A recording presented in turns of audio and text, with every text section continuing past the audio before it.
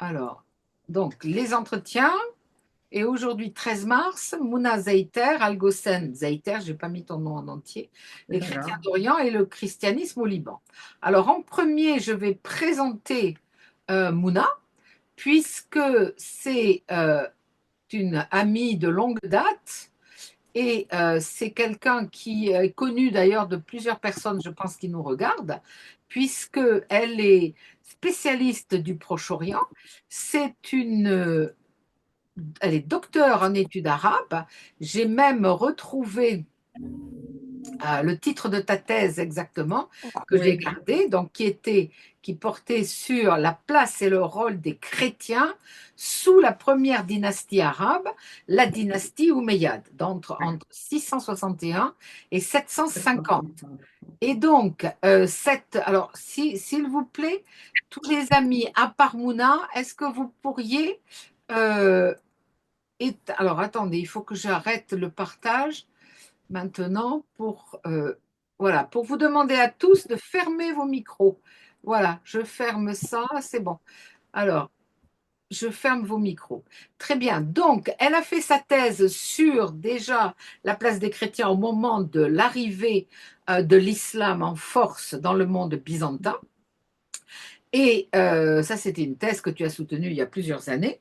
Et ensuite, c'est quelqu'un qui enseigne divers séminaires, notamment dans le master religion et société. C'est elle qui a enseigné pendant plusieurs années le séminaire sur le judaïsme.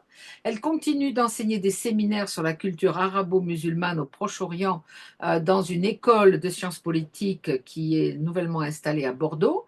Et elle donne aussi des cours d'arabe, de langue arabe. Voilà. Et en plus, elle est franco-libanaise et connaît parfaitement le Liban, où elle se rend très régulièrement. Donc, nous allons avoir ici non seulement une spécialiste universitaire, mais une Libanaise qui connaît donc bien la question depuis le terrain et pas simplement dans les livres. Alors, le plan qu'on a choisi, c'est d'abord de parler des conciles, très rapidement des conciles qui définissent les dogmes chrétiens et qui vont amener à cette distinction qu'on fait dans le christianisme entre, d'un côté, dans le christianisme de type catholique, entre d'un côté ce qui relève des rites latins et des groupes qui sont dans la mouvance, dans la communion avec Rome, et les autres qui restent soit au sein de l'orthodoxie, soit sont encore dans d'autres configurations. Mais c'est à partir évidemment des premiers conciles que tout cela s'est défini. Puis ensuite, Mouna nous parlera des groupes, des différents groupes de ces chrétiens d'Orient, leurs évolutions, leur expansion et leur présence aujourd'hui, évidemment qui est totalement perturbée par toutes les guerres qui se déroulent dans cette région depuis maintenant plusieurs décennies. Et ensuite, en espérant avoir le temps, nous verrons en photo la présence majeure des chrétiens au Liban. Alors, je dois ici remercier Mouna parce qu'elle est très régulièrement au Liban, donc ça a été très difficile de trouver disons un jour pour mener cet entretien. Donc, vraiment merci d'avoir consacré un petit peu de temps aux heures que nous C'était- allons passer ensemble. Et puis, je dois remercier aussi bien, tous les amis que j'ai au Liban et qui sont pour la plupart membres de groupes, de communautés religieuses. Et chaque fois que je suis allée là-bas, évidemment, ça a été soit pour des congrès chez les jésuites, notamment à l'Université Saint-Joseph, soit avec les maronites, les sœurs maronites de la Sainte Famille. Et chaque fois, on m'a emmené voir, évidemment, des établissements religieux. Puis, les amis de ces personnes, notamment d'une religieuse en particulier, Marie-Marguerite, sont des amis sunnites qui m'ont emmené voir beaucoup de mosquées. Je suis allée aussi chez les Druzes. Et avec Mouna, j'ai longuement visité les églises qu'on verra à la fin de sa ville, Zalé, qui est la plus grande ville chrétienne du Proche-Orient. Voilà. Alors, maintenant, Mouna, je te pose la première question. Est-ce que tu peux nous rappeler les origines de ces communautés dites donc de chrétiens d'Orient? Alors, c'est vrai que on parle par exemple de suite de l'islam, du monde arabe, mais on pense que c'est musulman, que le christianisme est apparu beaucoup plus tard, alors que le christianisme, il est né en Orient. il est né chez nous, en Palestine, en Syrie, tout ça. Donc, il y a toujours eu avant l'arrivée de l'islam, beaucoup de tribus chrétiennes qui ont toujours travaillé avec, qui ont été avec les différents empires, surtout l'empire byzantin. Donc, il y a beaucoup de tribus, les Hassanides, d'où le prénom Hassan ou la famille Hassan en Syrie et les Banu Taï, les Banu Kalb et beaucoup de ces tribus arabes chrétiennes, mais ils étaient aussi, comment dire, ils étaient polyglottes. C'est ça qu'il faut imaginer. Euh, donc après, c'est sûr que quand ça a commencé en Palestine, tous les apôtres, ils ont circulé chez nous, au fait. Donc, il y a eu de Saint-Pierre, Saint-Paul, je sais pas si tu te rappelles, on a vu des églises dans le sud, à Saïda, où ils étaient tous les deux, où le Christ, il y a toute une carte géographique où le Christ est intervenu dans une terre qu'on appelle aussi Terre Sainte du sud du Liban. Donc, il y a plusieurs épisodes des évangiles et bibliques qui se sont passés chez nous. Donc, le christianisme, il est né chez nous et il y avait beaucoup de tribus arabes qui existaient avant l'arrivée de l'islam. Ces tribus arabes avaient beaucoup de rôles où ils étaient pro-byzantins, où ils étaient pro-perses, donc c'est sassanides. Et le conflit de ces deux empires dans cette région du monde vont faire à un moment donné que ces chrétiens, ils en avaient un peu ras-le-bol. Un jour, c'était envahi par les Byzantins, un jour, c'était envahi par les Perses, par les Sassanides. Quand ils ont vu l'arrivée de l'islam et Mohammed, on ne sait pas exactement la date dont il est né, mais on sait que quand même, il a grandi dans une ambiance, si vous voulez, dans un contexte judéo-chrétien. Donc, sa première femme, elle était chrétienne. Après, il y a eu d'autres. Le fondateur des Omeyyades, sa femme était chrétienne. Donc, il y a eu une mixité, si tu veux, avec l'islam. Donc, ces Arabes chrétiens, ces tribus arabes, et qui en avaient ras-le-bol un peu d'être envahis tous les 4 matins, ont beaucoup joué de tampons et on attribue à le grand-père de Saint Jean Damascène, Sajoun, qu'on l'appelle, on lui attribue, quand il y a eu la conquête de l'islam, l'ouverture des portes de Damas pour les Arabes, parce qu'ils se sont dit, au moins ces gens-là, ils parlent comme nous, enfin, ils ont le même langage que nous, on se comprend, et puis ils n'ont pas l'air d'être plus, tu vois, envahisseurs comme on le pensait. Donc, ça a été le début avec l'islam comme ça. Donc, ils ont très bien accueilli l'islam, toutes ces tribus. Et, et ça a quand même créé, bon, après, plus tard, ça a créé beaucoup plus de... Il y en a qui sont restés fidèles aux Byzantins, d'autres qui se sont retranchés en Mésopotamie. Il y a très peu au début qui ont adopté l'islam. Et c'est comme ça que, si tu veux, que ça a commencé le christianisme chez nous, en fait. Donc, et après, du coup, on va avoir les 4 patriarcats, les 4 patriarcats de l'Orient, Antioche, Alexandrie, Constantinople et Jérusalem, qui tous les 4 communiaient pleinement avec Rome, à peu près jusqu'au 5e siècle. Et c'est là, au 5e siècle, qu'ils vont commencer à se chamailler, mais on peut le comprendre parce que vu la mixité de la population, si tu veux, les origines et les différentes entre la Mésopotamie, la Perse et toutes ces étendues, et aussi, il y en avait aussi, je ne l'ai pas dit, mais toute la péninsule arabique, hein, il y avait pas mal de ces tribus, soit elles étaient sédentaires ou pas, toutes ces tribus arabes venaient de cette contrée, si vous voulez, de toute cette région du Proche et Moyen-Orient. Donc, ils arrivent au 5e siècle, ils vont commencer par des vifs débats sur la doctrine, sur l'œuvre et sur la nature et la personne du Christ. Et donc, ça va nous mener au concile.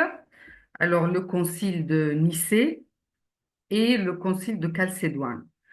Pour le concile de Nicée, il va y avoir en 325, on Alors, a, oui, la je mets en décennale. route. Voilà.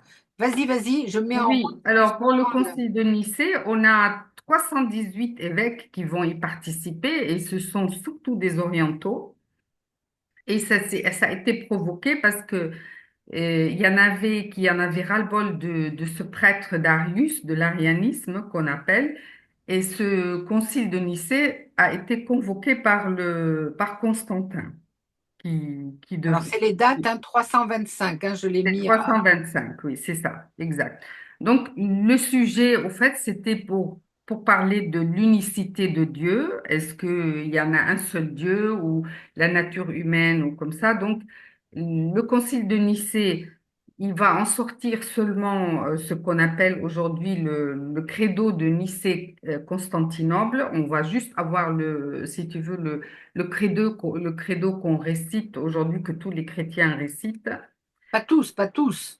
Pas tous, oui, oui, mais à peu près, c'est la seule chose, si tu veux, qui va rester durer, qui va dater de ce concile de Nicée, à peu près, et jusqu'au celui de Chalcédoine en 451, qui va être beaucoup plus,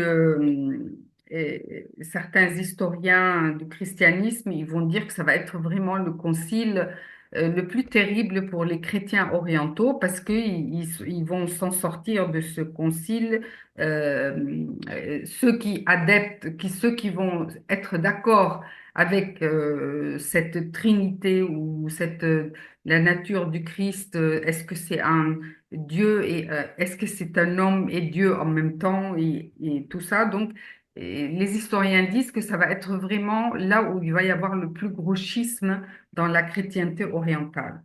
Si tu permets, Mouna, là, on peut Oui, regarder un petit peu ce qui est dit, justement, ouais, puisque, comme tu l'expliques, c'est là qui vont se diviser les ouais. chrétiens entre ceux qui croient en la double nature du Nature du Christ, Christ. homme et Dieu, et les Mhm. monophysites qui vont donner beaucoup de groupes justement de chrétiens d'Orient qui estiment qu'il est Dieu, mais que que son humanité n'est qu'une espèce de, disons, d'enveloppe pour sa Oui, oui, divinité. Voilà. Et on le exact. voit ici, l'ensemble des chrétiens. Alors on va la voir ici. Voilà, le concile de Chalcédoine, je le mets à droite, exclut l'erreur du monophysisme Mhm. qui disait qu'il n'y a qu'une nature dans le Nature dans Christ le Christ, ouais. et qui risque d'absorber l'humanité du Christ dans sa divinité, alors qu'à Chalcédoine, les deux natures sont à égalité.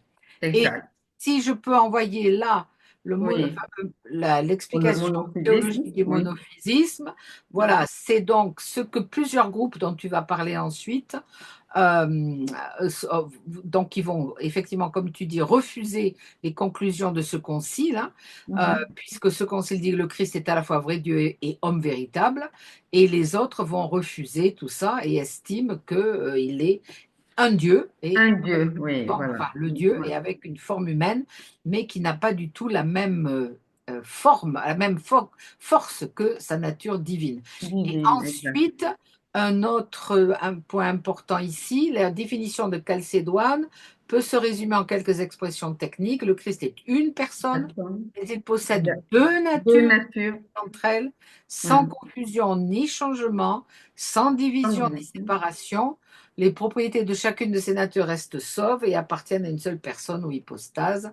Mhm. Voilà. Et donc, il est à la fois Dieu et frère de l'homme, etc. Ouais. Et voilà, si tu permets aussi, il y a le Ouais, monothéisme, le parce qu'ils se sont monothélisme, beaucoup oui. arrachés, euh, divisés là-dessus. Le monothéisme, c'est à propos de la volonté du Christ. Est-ce qu'il a une volonté exclusivement divine ou est-ce qu'il a aussi une volonté humaine? Et Ouais. donc, ils vont arriver finalement à dire que, eh bien, il a les deux volontés, une volonté humaine distincte de sa volonté divine. Et après, là, celui qui a écrit, c'est dans le dictionnaire de théologie chrétienne, Oui. Mhm. qui dit que certains auteurs voient dans ce problème-là l'origine des Maronites dont tu parleras tout à l'heure. Oui. Et alors, juste avant que tu passes au groupe, j'ai trouvé ça dans un livre sur les conciles que j'ai trouvé assez amusant et je Mhm. me suis permis de le scanner. C'est le livre de Juan Maria Laboa, Atlas historique des églises à travers les conciles. Je pense que vous le voyez à l'écran, mais c'est assez amusant de le lire. Le christianisme occidental a été aussi dogmatique que le christianisme oriental, mais il ne s'est pas laissé entraîner dans de nombreuses subtilités et élucubrations théologiques et philosophiques comme celles qui ont caractérisé, etc., le christianisme oriental. Pour cette raison, le peuple chrétien occidental n'a pas été entraîné dans les disputes de ses cousins d'Orient. Voilà. Mhm. Maintenant, je te laisse la parole pour que tu Oui, nous... oui, parce que c'est tout à fait juste, parce que de ces conciles, à chaque fois, bon, là, j'ai relevé le nombre des évêques, c'était toujours des orientaux, au fait. Pour le concile de Chalcédoine, il y avait plus de 300, 400 évêques, tous des orientaux, et il y avait deux occidentaux présents pour voir ce qui se passait. Ça n'a jamais, l'Église occidentale n'a jamais comme tu viens de le lire, n'a jamais adhéré et elle s'est pas embrouillée avec ces détails Ouais, très orientaux. ouais. Donc, on va arriver à ce schéma que tu viens de mettre. Donc, C'est toi qui l'as fait, hein, oui, oui. oui, c'est ça. C'est pendant quand je faisais ma thèse, oui, c'est ça. Donc, les églises orientales catholiques et Moyen-Orient, donc il y a les églises orthodoxes non chalcédoniennes et chalcédoniennes, et on a les églises catholiques orientales. Alors, on commence par l'église assyrienne d'Orient qui est de rite syriaque oriental et dont fait partie aussi l'église syriaque orientale en Inde, de Trishur, le Kerala, qui a aussi ce rite-là.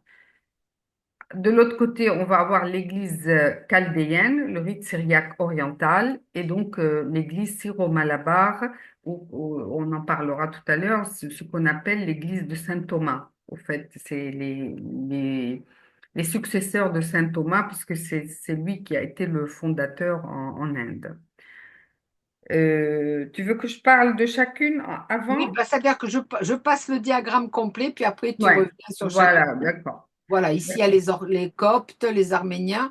Mais c'est-à-dire, ce qui est intéressant, c'est qu'il y a chaque fois dans ces églises-là, il y a une faction qui est restée attachée à À Constantinople et Constantinople. l'autre qui s'est tournée vers Rome. Parce que certainement, enfin, quand on lit un petit peu, les gens en avaient effectivement assez des querelles byzantines, puisque c'était Exact. à chaque fois des discussions à n'en plus finir.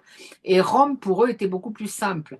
Alors, on a dit, mais apparemment bah, ça tu le sais aussi, que un des succès de l'islam aurait été Ah, justement, c'est enfin ça. une des raisons aurait été que c'était tellement compliqué dans le christianisme que les Mhm. gens sont passés à l'islam. Mais en fait, il y a des historiens qui ont dit que c'était pas vrai et qu'en plus, comme tu l'as dit tout à fait au début, la conversion à l'islam a été très lente et pas massive, hein. La preuve, c'est Non, que non. Oui, on en 11 ans parlera peut-être après, voilà, aussi oui, oui, oui, tout à voilà. l'heure Donc par là, rapport Mais voilà. alors, ce qu'il faut aussi préciser, c'est que toutes ces églises, elles ont quand même, on les appelle les églises d'Orient ou les églises de rite oriental, et elles ont toutes gardé la langue arabe commune, bien sûr à l'exception des Syro-Malabars parce qu'on est en Inde, mais tous les autres, toutes les autres, les Grecs catholiques, les Grecs orthodoxes, les Chaldéens, les Melkites et tout ça dont on va parler, ils ont la langue pour leur culte et ils ont la langue arabe qui est commune comme commune. On va trouver chez certains où ils ont rajouté, comme les maronites ou autres, où on va utiliser la langue araméenne, la langue du Christ, pour des moments précis de la liturgie, alors que, par exemple, les melkites, ils vont utiliser les grecs catholiques, ils vont utiliser, on les appelle melkites d'ailleurs parce que le mot vient du latin molko, c'est le roi, enfin le Malik en arabe, c'est le roi, et grec melkite, et il y a parce qu'ils ont gardé un peu, alors ils disent grec parce pour eux, les pères de l'Église ont écrit leurs textes en grec. Donc, Pas un moment comme aujourd'hui dans la liturgie latine, en France, romaine, je veux dire, on a le droit de faire un peu de latin, mais si on le chante. Oui. Voilà, tu vois, on n'a pas le droit de lire en latin. Et eux, c'est un peu pareil. Par exemple, si vous allez à Paris, à Saint-Julien-le-Pauvre, normalement, tout est en arabe. Et il n'a pas le droit de lire les évangiles, hein. Bon, bien sûr, parce qu'il y a la diaspora, mais il est obligé de la lire en arabe. Après, il va les lire un peu en français. Après, quand c'est un peu festif, une messe festive ou comme ça, il va y avoir quelques chants, un peu de rite byzantin ou voilà des chants. Mais ils ont tous gardé en commun la langue arabe, un peu d'araméen et un peu de grec. Et je dois dire, si je peux me Ouais, permettre, la oui. première fois que je suis allée dans une église au Liban, Mhm. catholique, puisque j'étais avec les maronites là, de la Sainte Famille, j'ai été très étonnée d'entendre Allah, le mot Allah. Donc j'ai Oui. sursauté et je me suis. Et il m'a fallu une fraction de seconde pour me dire, ben oui, bien sûr, Allah, ça veut dire Dieu, mais donc dans le christianisme, on dit aussi Allah. Ce qui est tout à fait étrange, puisqu'ensuite, il y a même des musulmans qui interdisent aux non-musulmans d'utiliser le mot Allah, puisqu'ils ont estimé que Allah, maintenant, c'était exclusivement le Dieu de l'islam. Oui, Oui, oui. oui. Ben, c'est comme tu me fais penser à mes étudiants. L'autre jour, dans un cours d'arabe, je leur apprenais le superlatif. Alors, tu sais, grand, kabir, akbar, c'est plus grand. Et il m'a dit, c'est comme Allahu Akbar, un étudiant. J'ai dit, ben, le plus grand. Et alors, pareil, comme dans un texte, parce que maintenant, il y a ceux qui font le ramadan, ceux qui font le carême et tout, on a fait un peu de vocabulaire religieux. Somme, salade et tout ça. Et j'ai dit Rabbi, Rabbi. Ils m'ont dit, Madame, mais non, c'est plus. Alors j'ai dit, si, ben, pourtant il le dit. Il le dit dans le texte évangélique, Rabbi, Rabbi, Rabbouna, tout ça, c'est la même chose que Allah. Parce que tous, ils pensent que Allah, c'est spécifiquement pour l'islam, Oui, mais en fait, oui. c'est Dieu de tout le monde. Mm. Donc, on a Alors, les.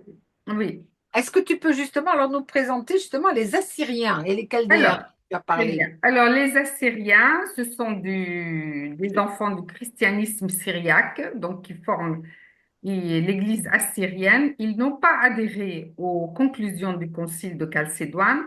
Ils sont très nombreux, à l'origine répartis en Irak surtout et en diaspora.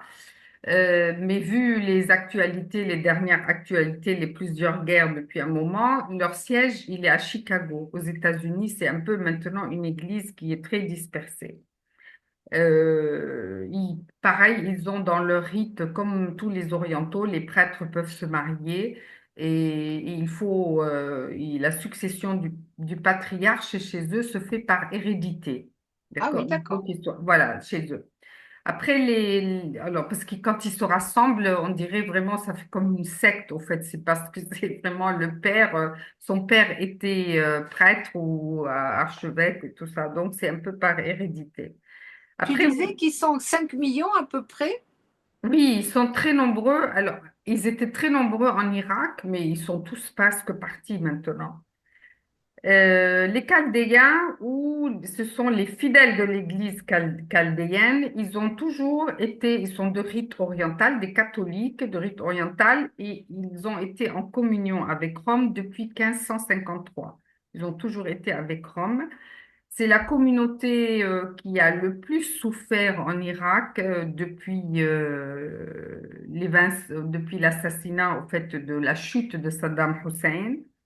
Ils se comptaient en millions, hein, en Irak. Ils étaient privilégiés par le régime. Ils étaient assez protégés. Plus que, on peut le dire, par exemple, par rapport à la famille Assad et les chrétiens de Syrie. Donc, les Chaldéens étaient très protégés. Il a fallu ils étaient nombreux dans le Kurdistan aussi, dans la partie du Kurdistan de l'Irak aujourd'hui, où il y a beaucoup plus de Kurdes, mais il y a des chrétiens. Et ce sont vraiment et leur patriarche qui a été nommé par le pape François, c'est lui qui avait beaucoup fait un appel. Il a dit, il faut pas quitter l'Irak, rester, même si on est martyr ou comme ça, il faut rester. Il s'appelle Raphaël Sacco. Il est très connu. Oui, Et, ça le, compte. et avant, par exemple, dans les églises orientales, il y avait que le patriarche maronite qui avait le titre de cardinal et le pape François, il a donné à Sako suite à cet appel, il a dit, je préfère mourir ici en martyr, il faut pas quitter l'Irak, c'est notre terre et tout. Et il a été après nommé cardinal. Il est maintenant cardinal, c'est un des premiers après Rahe qui a été nommé. D'accord. Et justement, à propos de ce lien avec le pape, j'ai des textes là, alors, euh, qui vont montrer un petit peu ça, les relations entre Rome et tous ces groupes. Après, on passera au copte. Oui, Mais oui, par oui, exemple, ça c'est dans Proche-Orient chrétien, qui est une revue à laquelle j'étais oui, abonnée, pas je connais. abandonnée, mais abonnée un petit peu. Et vous allez voir, je passe rapidement, mais on voit ici, alors c'est la vie des églises du Proche-Orient. Alors ici, c'est les Oui, églises catholiques, donc de la communion avec Rome. Le pape François s'exprime et parle au dicaster pour les églises orientales. Alors il les reçoit, il leur rappelle diverses choses, etc. Ensuite, il leur dit donc c'est toujours le pape François dont tu viens de parler, oui, hein. oui. Votre quotidien est donc comme une pâte faite d'une part de la poudre d'or précieuse de votre passé et du témoignage de foi héroïque de beaucoup aujourd'hui. Donc ça correspond à ce que tu viens de dire, hein, puisqu'ils veulent Mhm. rester chez eux. Et de l'autre, de la boue des malheurs dont nous sommes également responsables et de la souffrance provoquée par des forces extérieures. Ensuite, il va voir le patriarche El-Rai, qui est le patriarche Ouais, maronite. Il ne va pas le Maroni. voir, c'est lui, le patriarche maronite, qui va aller en Égypte et au Soudan où il y a beaucoup de Libanais. Ça, Mhm. c'est toujours la même revue, hein. Ensuite, il Oui, y a oui. les Grecs melkites L'équipe catholiques, catholique, communion ouais. de Rome, qui ont Mhm. un synode. Ensuite, il y a le patriarcat de Bagdad des Chaldéens. Donc, Mhm. le pape qu'on demande un résumé de ce qui s'est passé. Alors, il y a le Oui. patriarche de Bagdad des Chaldéens. Ensuite, on va avoir toute une discussion que je passe, mais sur le fait que est-ce que c'est le patriarcat de Bagdad ou est-ce que c'est le patriarcat de Babylone? Mhm. Voilà, Oui, donc des oui. grandes discussions là-dessus. Ensuite, il y a les Syriaques catholiques. Catholique, Et puis ouais. ensuite, il y a les églises orthodoxes orientales. Et là aussi, le pape les rencontre. Alors, bien que ce ne soient pas des églises de la communion Oui, romaine, tout c'est à dans le fait. cadre de l'écuménisme. Et ensuite, vous avez l'église syriaque orthodoxe avec un archevêque d'Alep. C'est tout à fait impressionnant. Ça, c'est le patriarcat d'Antioche, patriarcat de Constantinople. Enfin, c'est d'une complexité invraisemblable, hein. Voilà, Les, ça c'est les- l'élection du patriarche, voilà. ouais. Les Syriaques orthodoxes, on en a parlé beaucoup hein, ces jours-ci, là, depuis 3 jours, avec ce qui s'est passé en Syrie, En sur la Syrie, côte syrienne. Hein. Et c'est leur archevêque qui s'est déplacé parce que malheureusement, tous ces chrétiens, si tu veux, ils ont tous des sièges au Liban. Bon, il y en a un peu encore à Jérusalem, mais pas trop. En fait, ils sont surtout au Liban ou à l'étranger. Il y en a plus beaucoup. Ils ont peut-être un siège encore à Damas ou comme ça, mais par précaution, le plus important est au Liban, qui regroupe un peu tout le monde. Et leur patriarche, on l'a entendu beaucoup là depuis 2, 3 jours, il faut faire attention à ce qu'on dit par rapport au massacre des Alaouites et des chrétiens. Et il s'est déplacé dans le fameux, à côté chez les bonnes sœurs là, de Sedna, à côté de cette fameuse prison, il y a un magnifique couvent en Syrie que j'ai visité. C'est vraiment les sœurs, elles sont habillées comme à Nouri au Liban. Tu te rappelles, oui. J'ai elles des ont photos très, ensuite, là, qu'on regarde. voilà, elles sont comme ça et il s'est déplacé là-bas pour s'adresser à la population. Il leur a dit de ne pas fuir, de ne pas rajouter de l'huile sur le feu. Enfin bon, ils veulent pas communiquer beaucoup sur les persécutions et les assassinats qu'il y a eu là-dessus. Mais on l'a entendu beaucoup parler depuis 2, 3 jours. Il a D'accord. fait, voilà, c'est les Syriaques orthodoxes. Voilà. Pareil, alors eux aussi, ils utilisent la langue un peu araméenne et ils ont un siège, que j'ai dit, le patriarcat de Sednaya, près de Damas, mais ils résident surtout à Beyrouth. Alors, D'accord. il y a aussi les églises syriaques catholiques, comme tu viens de le dire, qui sont en En communion communion avec Rome, c'est avec Rome. Voilà. Et lui, c'est pareil, il réside au Liban et c'est patriarche Ignace III Younan, il s'appelle. mais c'est très complexe. Alors, est-ce que tu Ouais. peux nous parler Les maintenant Coptes. d'un groupe? qu'on connaît un peu mieux, au moins de réputation, les Coptes. Les Coptes. Ça, c'est Alors, très compliqué aussi. voilà, les Coptes, alors, selon la tradition égyptienne, ce sont, on dit, enfin, c'est l'apôtre l'apôtre et l'évangéliste Saint Marc qui est à l'origine de leur existence, d'accord? Ils sont les héritiers, c'est des chrétiens d'Égypte et ils sont les héritiers du patriarcat d'Alexandrie, donc particulièrement de l'Église de Copte orthodoxe qui ont été dirigés par le pape Tawadros II et ils sont vraiment à 90% des chrétiens d'Égypte. Donc on appelle les Coptes orthodoxes.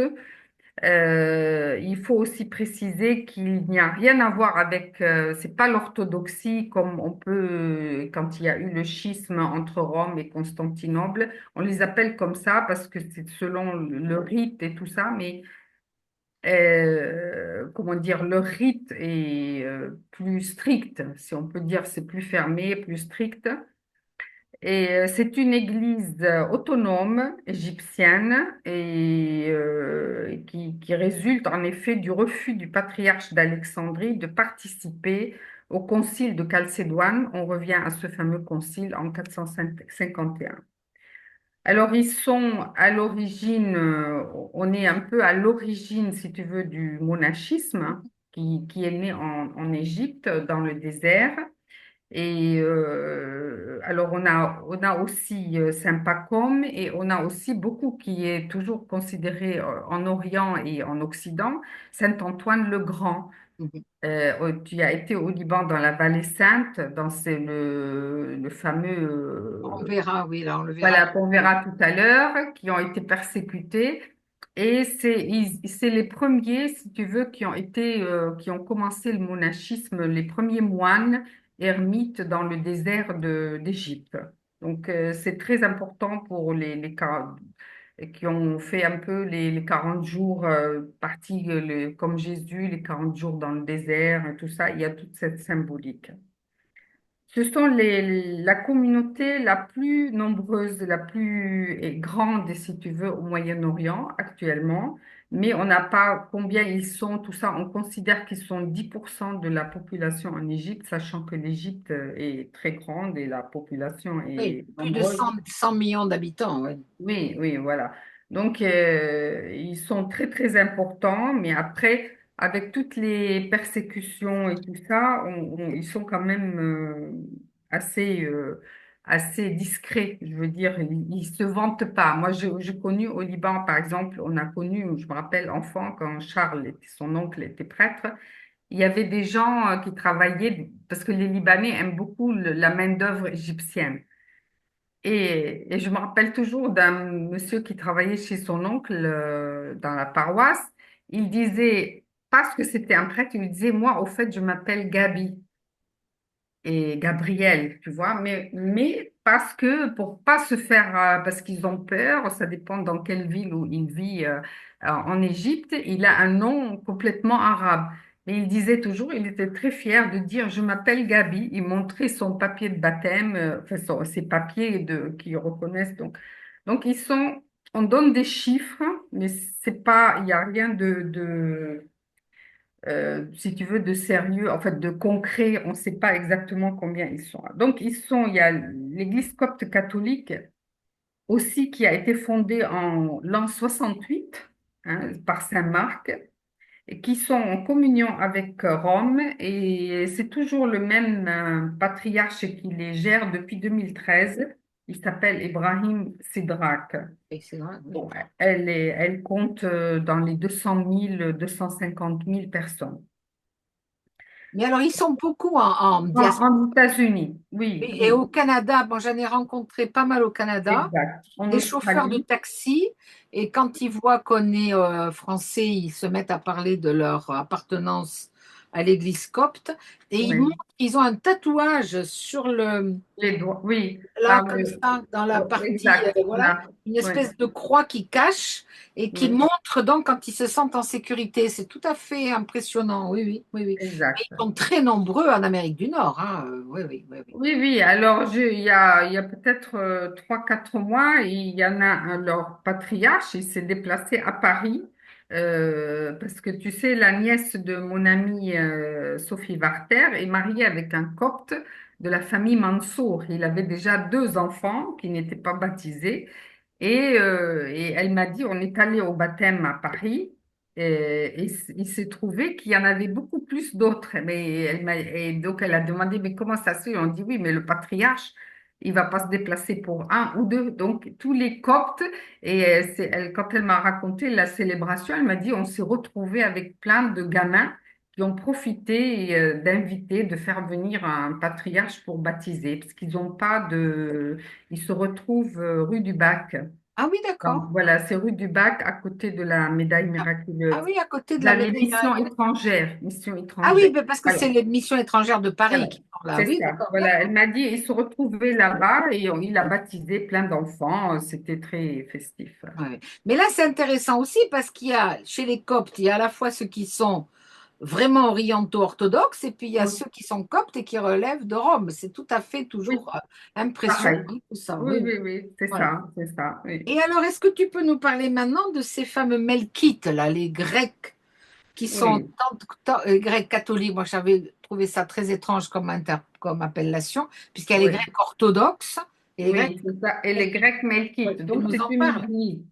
Les Melkites, Église catholique de rite orientale, comme je disais tout à l'heure, c'est Melkite, Molko, c'est l'empereur. Et le grec, parce qu'ils se réfèrent, ils disent, il y a le grec dans leur truc, parce ils disent que leurs textes ont été écrits en grec d'abord. Après, c'est une église apostolique d'Antioche. Elle a été, elle, par contre, fondée par Saint-Pierre. Donc, elle est rattachée à Saint-Pierre. Euh, il y a eu, il y a eu des scissions c'est pour ça on a les orthodoxes et on a le rite catholique oriental, parce qu'il y a eu des scissions dans cette église en 1724, quand le patriarche de Constantinople n'a pas reconnu l'élection au siège grec-orthodoxe d'Antioche de Cyril VI. Il l'avait jugé trop proche de l'Occident, il le trouvait trop occidental, donc il y a eu un schisme. Mais 5 ans plus tard, ce dernier, il va revenir à la pleine communion avec Rome, tout en gardant le rite un peu byzantin. Oui, oui, parce que Euh, moi j'ai assisté à des Ouais, cérémonies melkites. Tu as parlé tout à l'heure de Saint-Julien-le-Pauvre à Paris, oui, juste à oui. côté de Notre-Dame, là dans le quartier latin. Il y a aussi un monastère melkite à côté de La Brive-la-Gaillarde, Gaillarde, oui, oui. comment ça s'appelle? Ça y est, le nom m'échappe maintenant. Mais il y a en Corrèze, je ne sais plus le nom, Hein? Aubazine, à Ah Aubazine, oui, au un Basile. Oui, monastère oui. melkite, et c'est très, très, quand on a l'habitude des églises catholiques romaines et qu'on voit ça, on a l'impression d'être dans une église orthodoxe. Mais en fait, pour la gouvernance, ils sont effectivement romains. C'est tout à fait intéressant. Oui, C'est-à-dire au Liban, enfin en Orient actuellement, il y a pas beaucoup, ouais. Autour de 750 000 dans tout l'Orient, il y en a pas beaucoup. Ils sont tous en diaspora. oui, c'est Et ça. leur patriarche actuel, je me rappelle, il y a 2 ans, il était venu pour la messe de l'œuvre d'Orient à Notre-Dame avant le feu, il y a quelques 2 ans. Il s'appelle Rapsé maintenant, le monseigneur patriarche Rapsé. Il a tout l'apparat, tout ça. Donc il vit au Liban, lui. Ils sont très nombreux, mais il est installé au Liban.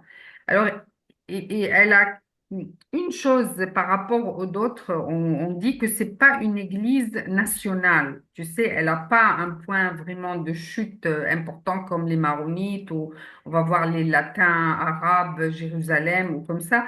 Donc, elle n'est pas considérée, c'est une église qui est très dispersée, elle est surtout dans la diaspora. Oui, Mais oui. elle a quand même un siège dans le Chouf au Liban, tu sais, ils ont un siège, ils ont des petits sièges. Je crois qu'on verra l'église qui est leur Voilà. siège tout à l'heure, Oui, parce que oui, j'avais pris des voilà. photos dans le Chouf et on m'avait dit que c'était Melkite. Belkit, Quoi ouais. d'ailleurs, ça ressemble à des églises orthodoxes en fait. Oui, Ils oui. sont nombreux aussi en Amérique latine. Ah bon, Oui, d'accord. oui, oui, il y en a aussi qui vivent actuellement en Amérique Et ils latine. sont essentiellement libanais ou syriens?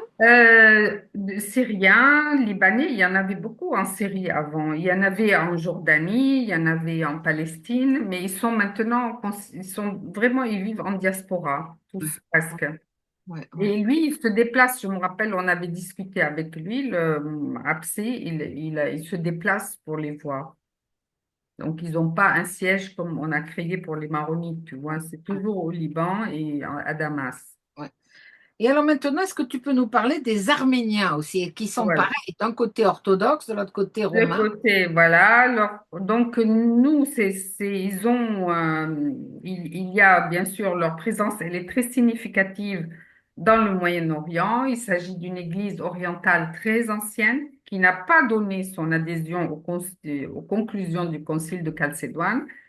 Donc, en dépit du fait que son centre religieux se trouve à Etchmiadzin, l'actuelle Arménie, l'église qu'on appelle apostolique arménienne, dispose au Moyen-Orient deux sièges que tu as dû voir, très importants. Alors, tu as vu celui du Liban, qui est magnifique sur la route vers la mer. Tu sais, c'est à la localité Anteliès, Oui, c'est en pierre jaune, en pierre très jaune, qu'on appelle. Alors, eux, c'est le siège qui est le catholique ça, de Cilicie, qu'on appelle. Il a juridiction sur le Liban, la Syrie et Chypre. Et il y en a un autre qui est en Arménie. Donc, et ils ont un point important aussi à Jérusalem, en Palestine. Donc, au Liban, il y a une grande, grande communauté des deux côtés de l'Église arménienne. Et j'ai découvert, moi, quand on avait été ensemble, tu te rappelles, chez les Jésuites, pour le colloque, j'ai découvert ils ont une université magnifique. Elle est protestante. C'est des Arméniens protestantes. Et au colloque, il y avait une dame qui avait parlé des Arméniens ou un monsieur. J'étais très étonnée parce que j'étais sûre que c'était des catholiques. Au fait, non, c'est des protestantes. Parce que c'est réservé aux Arméniens. Tous les Arméniens, ils envoient leurs enfants s'ils veulent dans cette université qui est dans la banlieue de Beyrouth, s'appelle Fanar. Je ne sais pas si on te l'a montré, non, mais non. c'est... Mais ça, Voilà. Moi, c'est j'ai intéressant. découvert qu'il y avait des protestants, des Arméniens protestants, et ça m'avait beaucoup interpellée quand ce monsieur avait parlé des Ouais. Arméniens à ce colloque. Mais ça correspond à ce que. Il y a eu une thèse, et j'étais au jury justement sur les protestants au Liban. Et Mhm. tu en parleras tout à l'heure un petit peu, mais c'est à partir du moment où les Britanniques ont voulu en fait rivaliser avec les Français qui étaient très implantés au Oui, Proche-Orient et ont envoyé plein de missionnaires. Et donc, oui, il y a eu très tôt au 19e siècle des communautés protestantes qui ont essayé de récupérer tous les gens qui n'étaient pas contents, soit de Rome, soit des oui, Français. Enfin, c'est tout à fait, c'est quand même effectivement très compliqué, hein. très compliqué. Et Donc, alors, juste, et les ils Arméniens, ont pardon, vous les avez beaucoup eus au Liban suite au génocide en Turquie, ils se sont réfugiés chez Bien vous. sûr. Donc, il y a des villes entières au Liban, il y a des villes entières, que ça soit par exemple la ville de Anjar, une ville magnifique, un site historique, c'est le dernier qui existe omeyyade, c'est la dernière citadelle omeyyade qui est à la frontière avec la Syrie, dans la plaine de la Beka, Anjar. Et elle est presque à 100% arménienne. Il n'y a que des Arméniens, très peu d'autres religions. C'est là où tu as les meilleurs artisans, tout ça. Après, il y a Burj Hamoud, et Burj Hamoud, une banlieue qui était assez pauvre de Beyrouth. Et parce que les Arméniens, quand ils sont venus au Liban, d'abord ils faisaient l'église et après ils construisaient tout autour de l'église. Et maintenant, la banlieue de Beyrouth, la Burj Hamoud, ça a beaucoup changé comment dire, de visage. C'est surtout des réfugiés syriens. Ils se sont enrichis, au fait. Les Et il y a Arméniens, oui. sont Ils sont entélios. enrichis et donc ils ont monté en grade, ils ont monté un peu plus vers la montagne ou dans des quartiers beaucoup plus huppés de Beyrouth. Tu vois, ce n'est plus Burj Hamoud, le souk et tout ça. Et moi, par exemple, là où j'ai grandi, j'allais à l'école à Broumana, il y avait le quartier arménien dans les classes avec nous, il y avait beaucoup, beaucoup d'Arméniens. Donc c'est une communauté qui est très mélangée, ils ont droit à plusieurs députés. Et quand on, même des fois des ministres, donc c'est quelque chose de très important dans la société libanaise. Très Euh, bien. voilà. Et alors maintenant, est-ce que tu peux nous parler de la grande communauté, évidemment, enfin majoritaire au Liban, celle des Maronites, et nous expliquer un peu d'où ils viennent et comment ça se passe pour eux, et voilà. Alors les maronites, on les appelle les maronites parce ils ont été fondés, en fait, ils ont suivi Saint Maroun, qui était un ermite, un moine ermite qui est venu de Syrie et qui s'est réfugié dans les montagnes libanaises. Et c'est tous ceux qui le suivent, on les appelle les maronites. Donc, c'est la seule église orientale où jamais il y a eu de schisme dedans, il n'y a jamais eu d'orthodoxe ou d'autre chose, et c'est la seule église orientale qui a toujours été en communion avec Rome. Donc, si aujourd'hui tous les problèmes politiques et tout ça, parce qu'on dit c'est la politique des maronites et tout ça, parce que le mandat français et l'histoire même avant et tout ça, l'Occident a toujours eu des liens privilégiés avec cette communauté parce qu'ils ont toujours été fidèles à l'Occident, donc surtout à la France. Donc, dans notre constitution, mais à l'époque du mandat français, avant que le Liban soit indépendant, on avait le président de la République devait être maronite, le chef des armées devait être maronite. Donc, mais à l'époque, la communauté comptait plus de 60% de la population. Aujourd'hui, ils sont beaucoup moins, à peu près 35-36%, parce qu'ils sont tous partis. Il y a eu plusieurs vagues d'immigration, de partir du pays. À chaque guerre, ils sont partis. C'est la spécificité. Alors, eux, on les trouvait surtout dans les montagnes, parce que comme ils étaient persécutés après par les Ottomans et tout ça, donc ils étaient surtout dans les montagnes. Ils ont des emplacements magnifiques, c'est pour ça ils sont toujours en haut des collines. Et après le rite, c'est pareil, c'est en arabe. Il n'y a que les mots, le moment où le prêtre il fait consacre le pain et le vin, qui est dit dans la langue du Christ, mais c'est pas obligatoire. Alors il le dit, mais il l'explique le prêtre. Et autrement, toute la liturgie, si tu veux, c'est exactement la même. Oui, mais ça, c'est C'est la. en romain. Oui, ça, Le seul c'est. truc que moi, j'ai discuté souvent avec des prêtres et tout ça, l'année dernière, quand on a fait comme ça une visite de plusieurs avec le, le vicaire général de Bordeaux et quelques couples, ils sont maintenant, parce quand il y a, comme ils ont fait le church planting, là, tu sais, de venir en France et ailleurs, tout ça, il y a des prêtres qui sont un peu frustrés parce qu'ils font la messe chez les Romains, en fait, chez les Français, et ils font la messe pour eux, au fait, puisqu'ils vivent ensemble, et il y a des paroisses qui leur ont été prêtées, comme à côté de chez toi, ou louées, tout ça. Le seul truc, c'est que dans la liturgie, en France, par exemple, ici, dans l'Église catholique romaine, on lit l'année A, l'année B, l'année C. Donc, c'est beaucoup plus vivant, si tu veux, les lectures, la liturgie. Sauf que nous, en Orient, que ce soit les maronites et les autres, on lit toujours la même chose. Donc, là, le carême, par exemple, c'est le carême.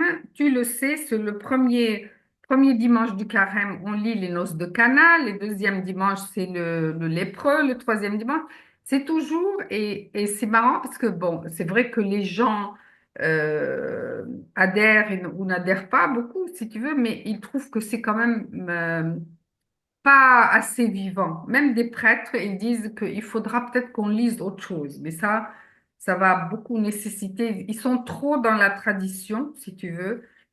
Mais autrement, la liturgie, c'est à peu près la même. On peut suivre, sauf que c'est Ah en oui, arabe et tout ça. oui, oui. Il y a l'église, justement, tu en parles à Bordeaux, pour À ceux qui côté de habitent chez toi. Bordeaux, qui est Hmm. rue McCarthy. Avant, elle était rue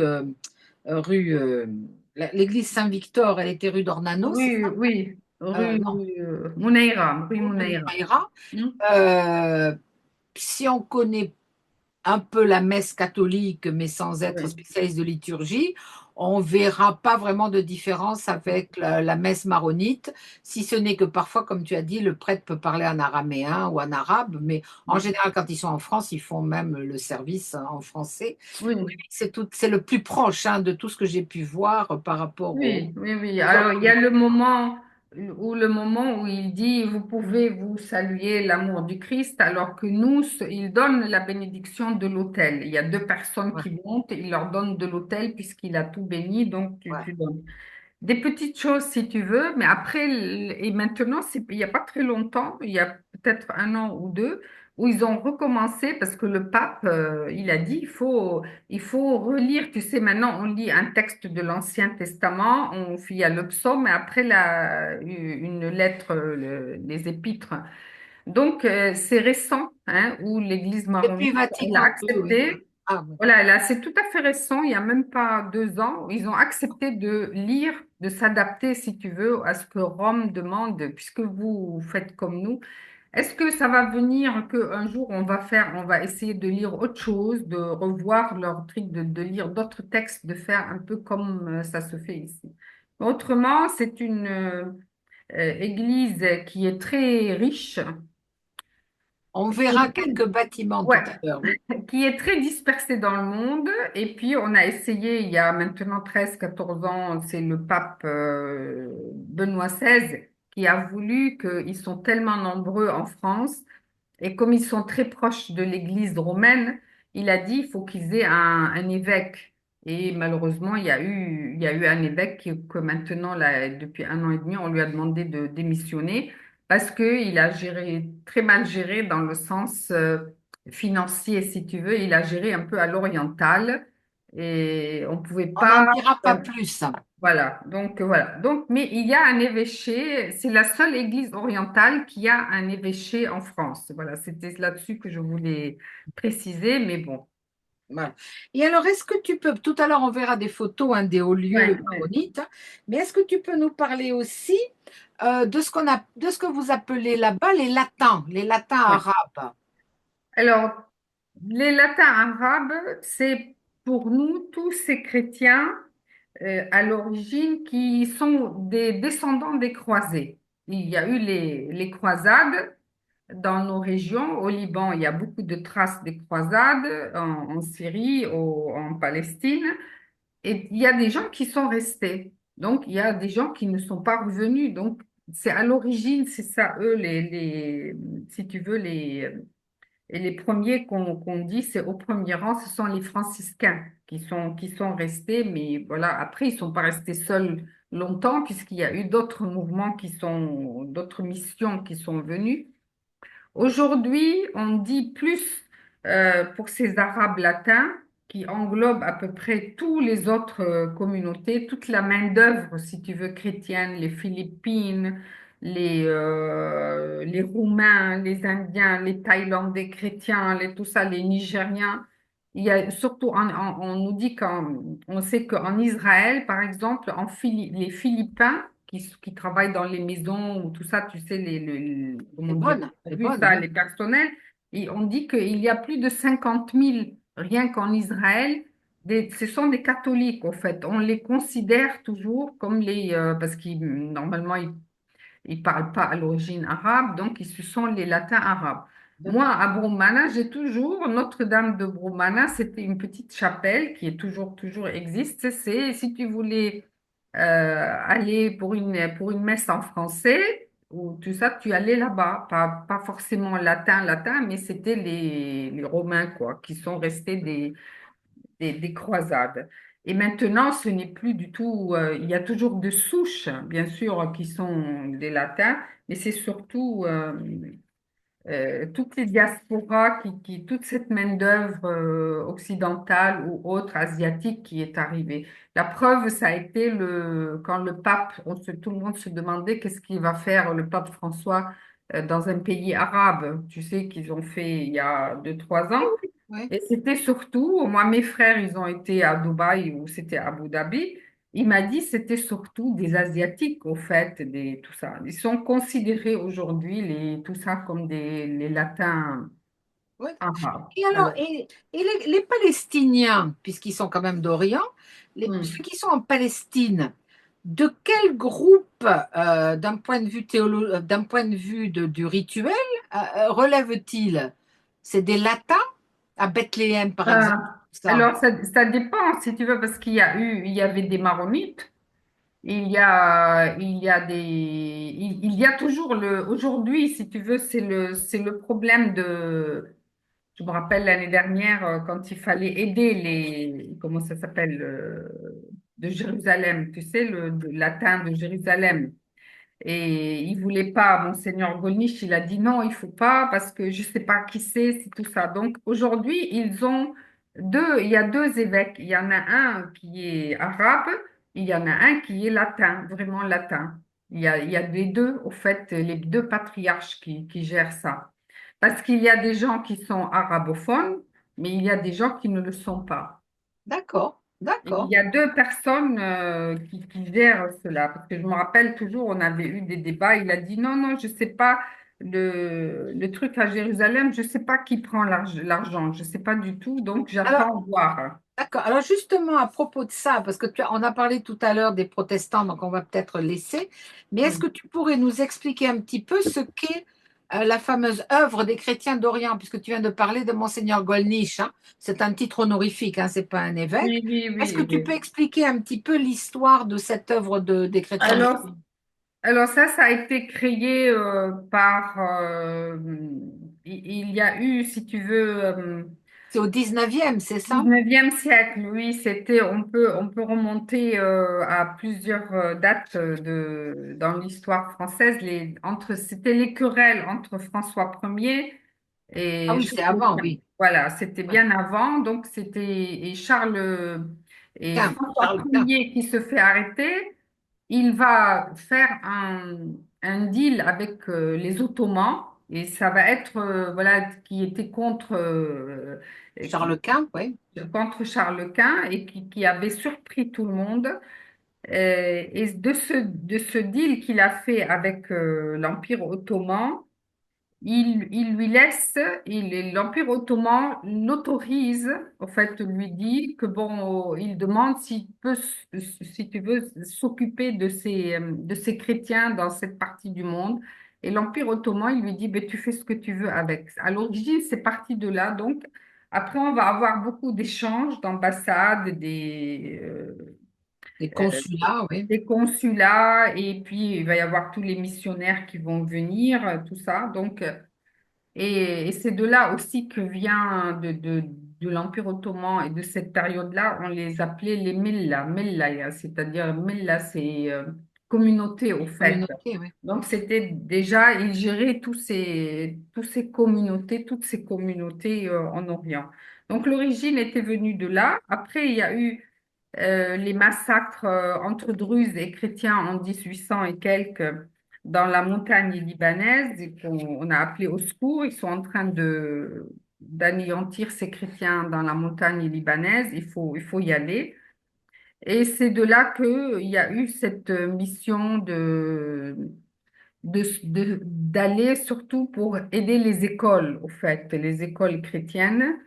Et c'est Francophones, devenu. qui sont francophones. Ouais, voilà, voilà. Donc, c'est pour ça qu'on est toujours un pays très francophone, on a de cette période-là. Donc, après, c'est les Capucins qui se sont installés, les Dominicains, les Jésuites, les Lazarites. Donc, le Liban est devenu très francophone, au fait.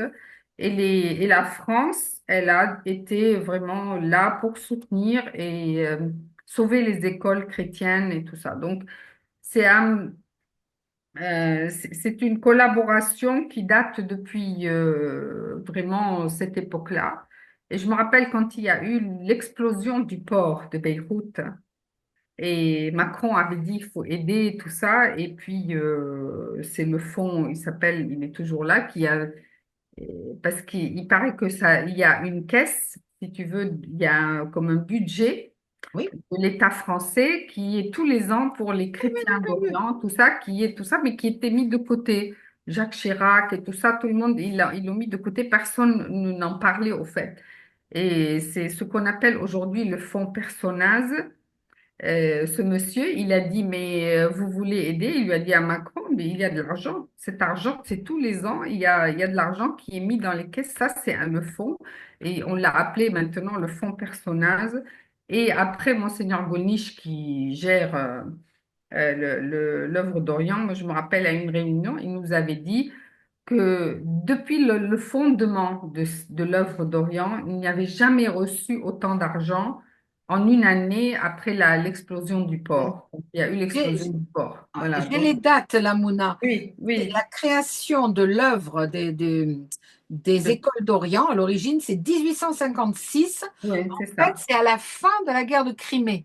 Donc, on en revient Oui. toujours à la À Crimée. la Crimée Voilà. aussi. Et Oui. après, il y a eu les massacres, effectivement, des Druzes. Enfin, les Druzes ont Entre massacré les chrétiens, oui, chrétiens. oui, c'est Voilà. ça. Mais Mm. ça date, en fait, l'œuvre des écoles d'Orient, c'est par des professeurs de la Sorbonne, un mathématicien, un Oui, helléniste, etc., et notamment Fallou, le fameux oui.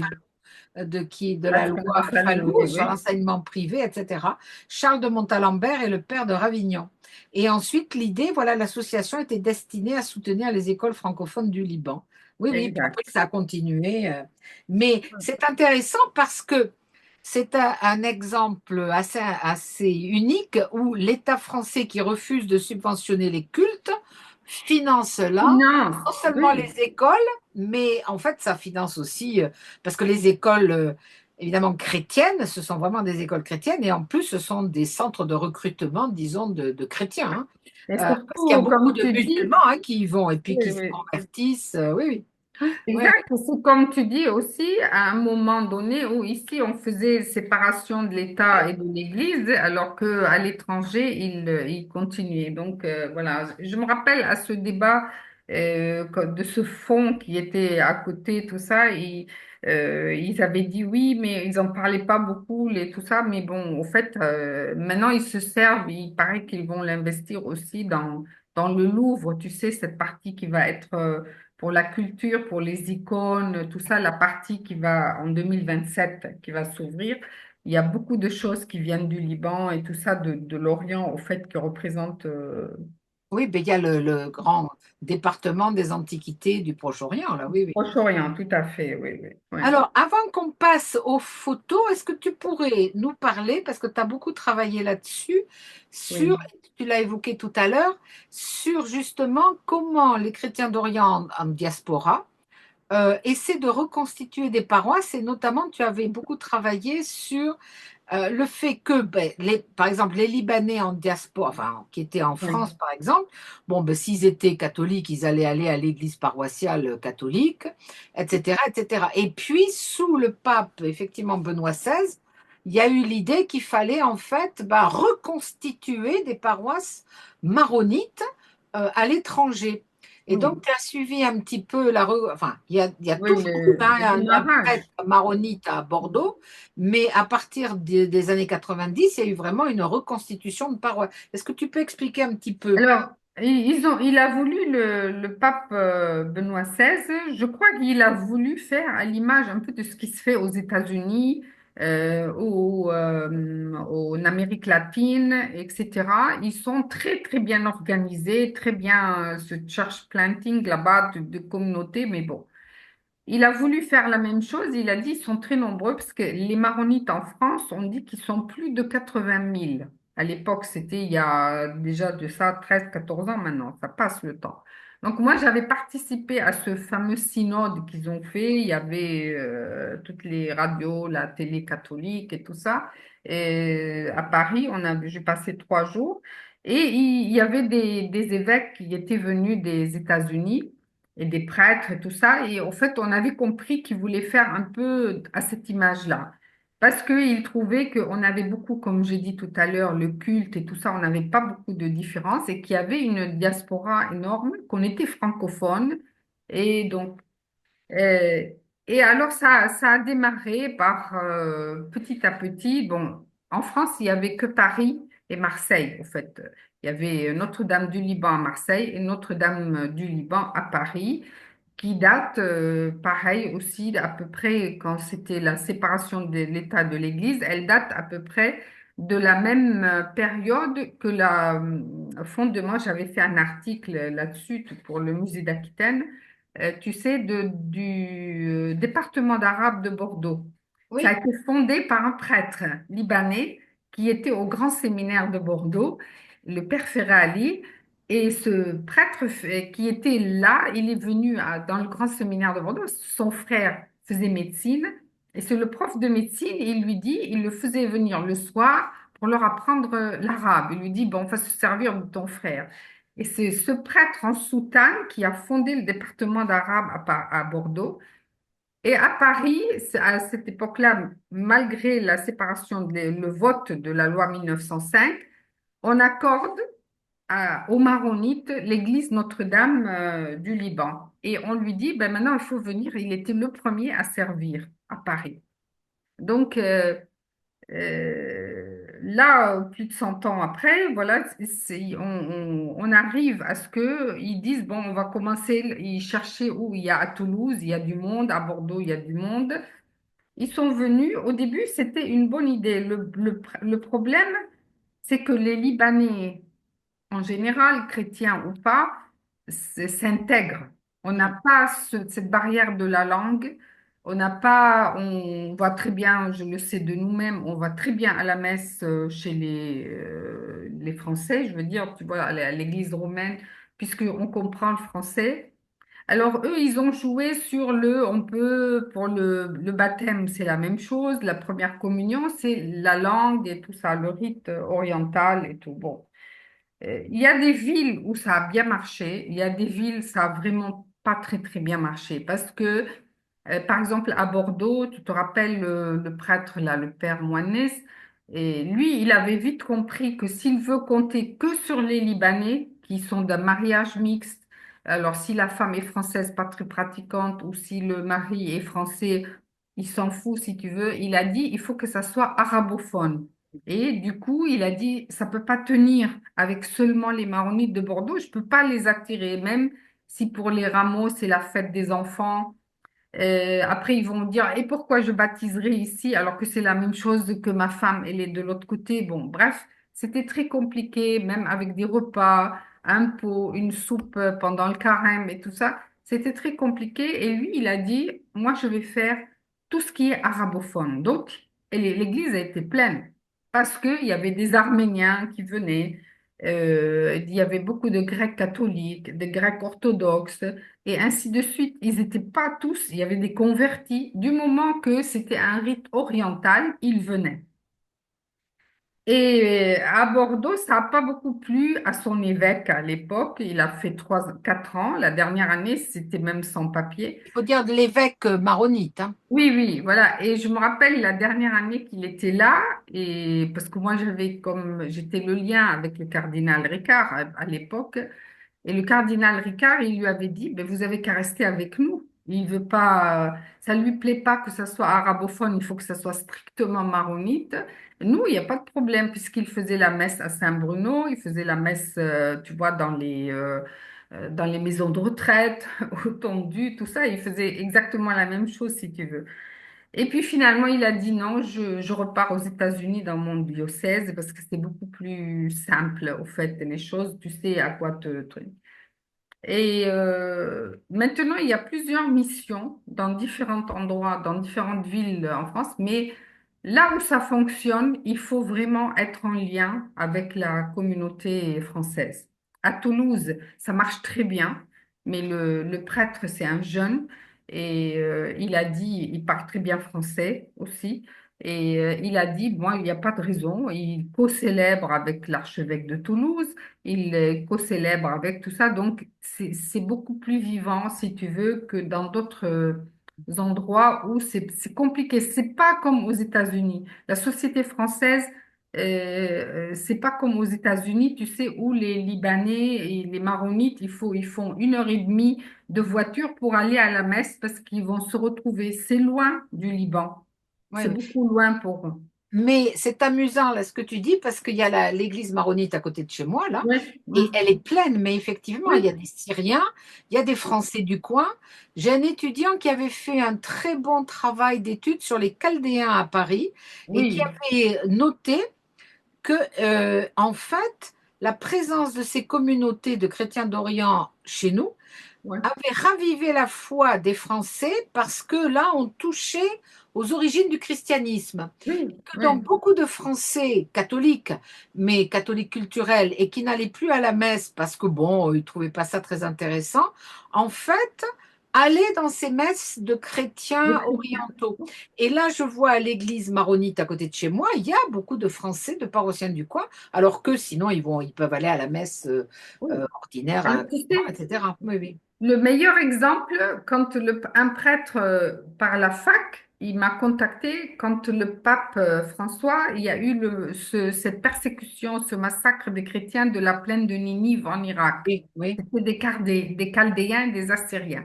Un prêtre d'une paroisse de Guétari qui par la fac, ils lui ont dit, il y a une dame qui enseigne l'arabe, qui parle arabe et tout ça, elle peut être votre traductrice.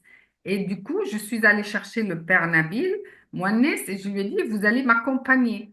On est arrivé dans une maison à côté de la paroisse de l'église de Guétari, et dans cette maison, ils sortaient de toutes les pièces, ils étaient 25 personnes. La grand-mère, elle a emmené ses fils mariés, la fille qui n'est pas mariée, l'autre que Daesh a tué son... Enfin, ils étaient 24, des grands et des petits. J'ai eu un fou rire.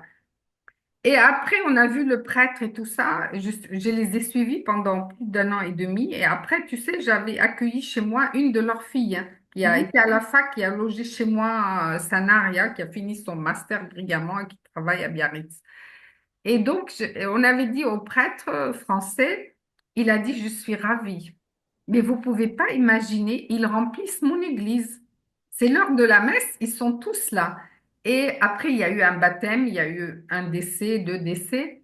Et je me rappelle qu'une fois, on était revenus, les gamins, tu sais, les petits, les garçons qui adoraient parce qu'ils voulaient servir la messe, comme chez eux en Irak. Et après, on discutait avec le prêtre, il m'a dit oui, ils prient en basque. Ils se sont de suite, tu vois, ils célébraient en basque. Les gamins ont appris le basque. Ils étaient les enfants de cœur, mais ils parlaient en basque, alors que c'est des Irakiens, ils essayent d'apprendre le français. Et c'est pour te dire que c'est compliqué de faire uniquement pour. Alors donc, eux, ils étaient à 24, après ils se sont dispersés. Il y a eu et là, je sais qu'il y a une famille, on avait baptisé le petit, on était à la fête du baptême, et elle insistait, devine ce qu'elle a appelé son fils, Célestin. Ah oui, Alors, il lui disait, mais pourquoi vous voulez pas le prêtre de Guétari lui dit, mais donnez-lui. Ah, non, non, non, je veux l'appeler Célestin. Pour elle, c'est fini, l'Irak, c'est fini, elle était en France. Mossoul, c'est fini, la plaine de Ninive, et c'était marrant. Maintenant, ils sont sur Strasbourg.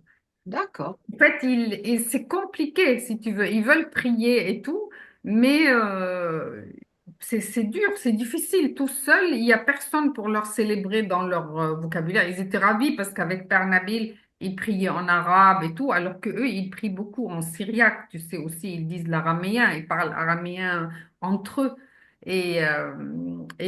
Avec le prêtre, il leur a dit, ben, ici, on prie en basque. Ils ont appris le basque. Les gamins servaient les enfants de cœur, ils Ouais. priaient en basque.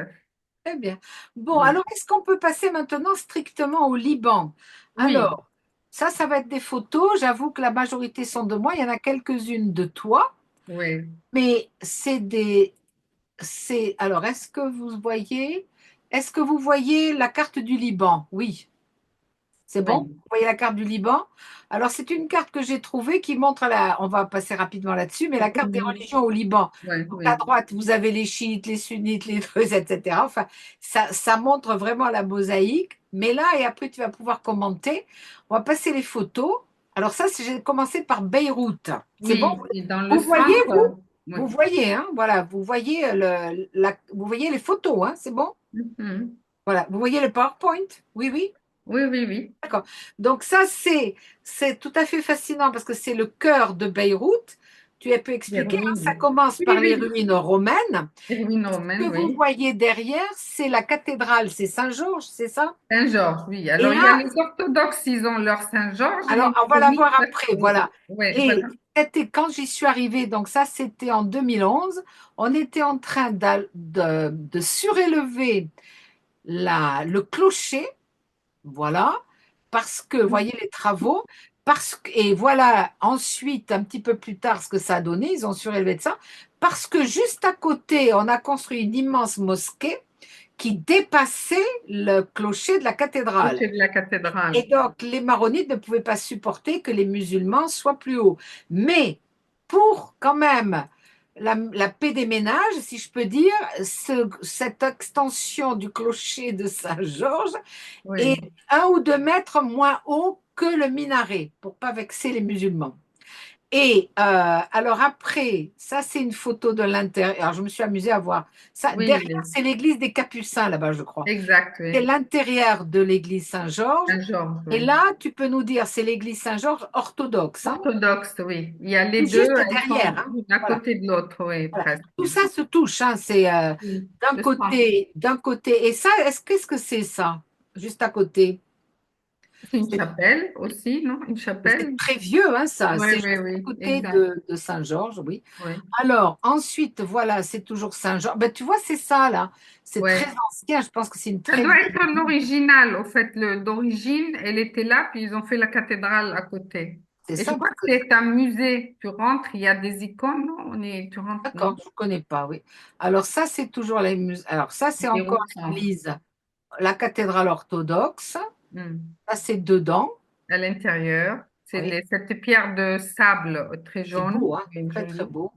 Ça, c'est une autre église dans le coin. C'est le vrai cœur de Beyrouth, hein, ça, hein. Beyrouth, ouais. Ça, tu sais laquelle c'est, celle-là? Non, non, non. C'est C'est le cœur. pas Marmaroun, il est Gemaïs et puis la mise, j'ai vu, mais c'est un peu plus loin, Ouais, je sais plus. quoi. Et Hmm. celle-là, c'est à côté aussi des Ouais. orthodoxes, je sais plus. Alors celle-là, je D'accord. sais plus laquelle c'est. Tu sais ce que c'est? Ça, c'est à Beyrouth aussi, c'est Oui. celle-là, c'est Maroun. Ah, c'est ça. Marmaroun, Gemaïs, oui, à l'entrée, oui. Ils l'ont Donc, retapée aussi, elle a été par la guerre abîmée. Hmm. d'accord. Alors ça, c'est en plein centre de Beyrouth. Ça, c'est les Arméniens. Arménien, ouais. C'est la cathédrale. Non, il y a pas. Je sais pas s'il y a des cathédrales chez les Arméniens. En tout cas, c'est en plein centre de Beyrouth, juste à côté. C'est à plusieurs années d'intervalle, hein, les photos que j'ai prises. Et là, Hmm. toi, tu connais, c'est une ancienne église qui a été transformée en mosquée, juste au centre aussi. Tout se touche, hein. Tout ce qu'on Oui, en voit là, c'est dans un mouchoir de poche, mais on voit bien la structure de l'église. c'est Dans ta gentil, ouais. thèse, tu expliquais bien comment les musulmans avaient On absorbé copiait. complètement Oui, exact. l'architecture romane, hein. Ça, c'est Ça, c'est l'intérieur de la l'intérieur de mosquée la mosquée, oui, le avec les drapeau. chapiteaux Hmm. chrétiens, enfin chrétiens. Ça, c'est le père jésuite, je ne sais plus lequel, et mes étudiants. Oui. Ça, c'est les Saint-Louis des latins. Capucins. Là, c'est les latins. La Ouais. cathédrale des latins, une autre façade. Ça, c'est l'intérieur. Hmm. Mais c'est impressionnant parce que tout se touche. Euh, Exact. Derrière, il y a les ruines Les romaines. ruines romaines, oui, on a Mes pu. étudiants là-bas, oui. Et là, on file au sud. Je ne sais plus si tu étais avec moi, je ne crois pas. Non? Et j'ai l'impression que c'est une église qui a. Alors, on est dans le fief du Hezbollah. C'est pris du bus. J'ai l'impression que c'est une église ou un monastère qui a été incendié. D'accord. Euh, Bernadette, oui, Bernadette, est-ce qu'on oui. pourrait avoir les images en plein Ah, mais vous écran? les avez pas, c'est ça? En plein écran. Non, en plein écran. Ah, en plein écran, pardon. Alors, attendez. On a les images, oui, Ah, oui. bon. Alors, si vous Pardon. les avez en plein écran, pardon. Excusez-moi. Euh, Oui. Alors, je ne suis pas très bonne pour ça parce qu'il faudrait que je fasse. Alors, si vous avez ça, ça va mieux, non? Ça comme C'est ça? un, c'est un peu mieux, oui, mais Non, non, il y a un endroit où on peut faire diaporama, mais je ne le vois pas. Ah, voilà, pardon. Excusez-moi. Alors, ça doit être comme ça.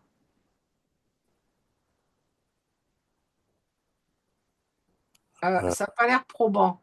Non, alors non, non, D'accord. non, Bah, non. c'est pas grave. C'est pas Non, mais grave. C'est il pas y a grave. un endroit, mais je sais, diaporama personnalisé? Non, non, Non, non. non, Euh, Non, non, mais Bernadette, c'est pas grave. c'est pas Pardon, hein, grave, pardon. c'est pas grave. j'ai honte parce que je ne sais pas faire.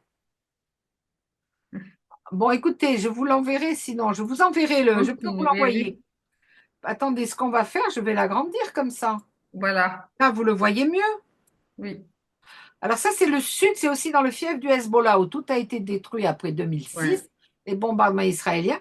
Mais j'ai trouvé, bien que ça soit chez les chiites, plein de nouvelles églises, vraiment Oui, maronites. en fait, Là, en voilà une autre. C'est quand même en plein dans le fief du Hezbollah, là, hein. c'est Et là, Nabatoué. ça, c'est l'intérêt d'être avec des jésuites qui font visiter plein de choses. C'est le puits de Jonas, où Jonas Oui, est censé avoir réapparu après avoir été avalé par la par la baleine. baleine. Et ça, c'est une dame qui écoute aussi. Et là, c'est une église, bah, toujours dans le coin. C'est ça qui est passionnant au Liban, c'est qu'on a beau être dans la partie très chiite, il y a plein d'églises catholiques, hein, enfin chrétiennes. Mm. Alors ça, c'est juste à côté du puits de Jonas, c'est un makam. Vous arrivez à voir ce que j'ai écrit en bas, oui, je pense aussi. C'est un makam chiite de Nabi Younes, donc ça, c'est Jonas, hein. Jonas aussi. Et c'est une vieille église, on le voit au chapiteau, mais qui est Mhm. maintenant un sanctuaire de saints, parce que les chiites ont des saints, ce que les sunnites n'aiment pas.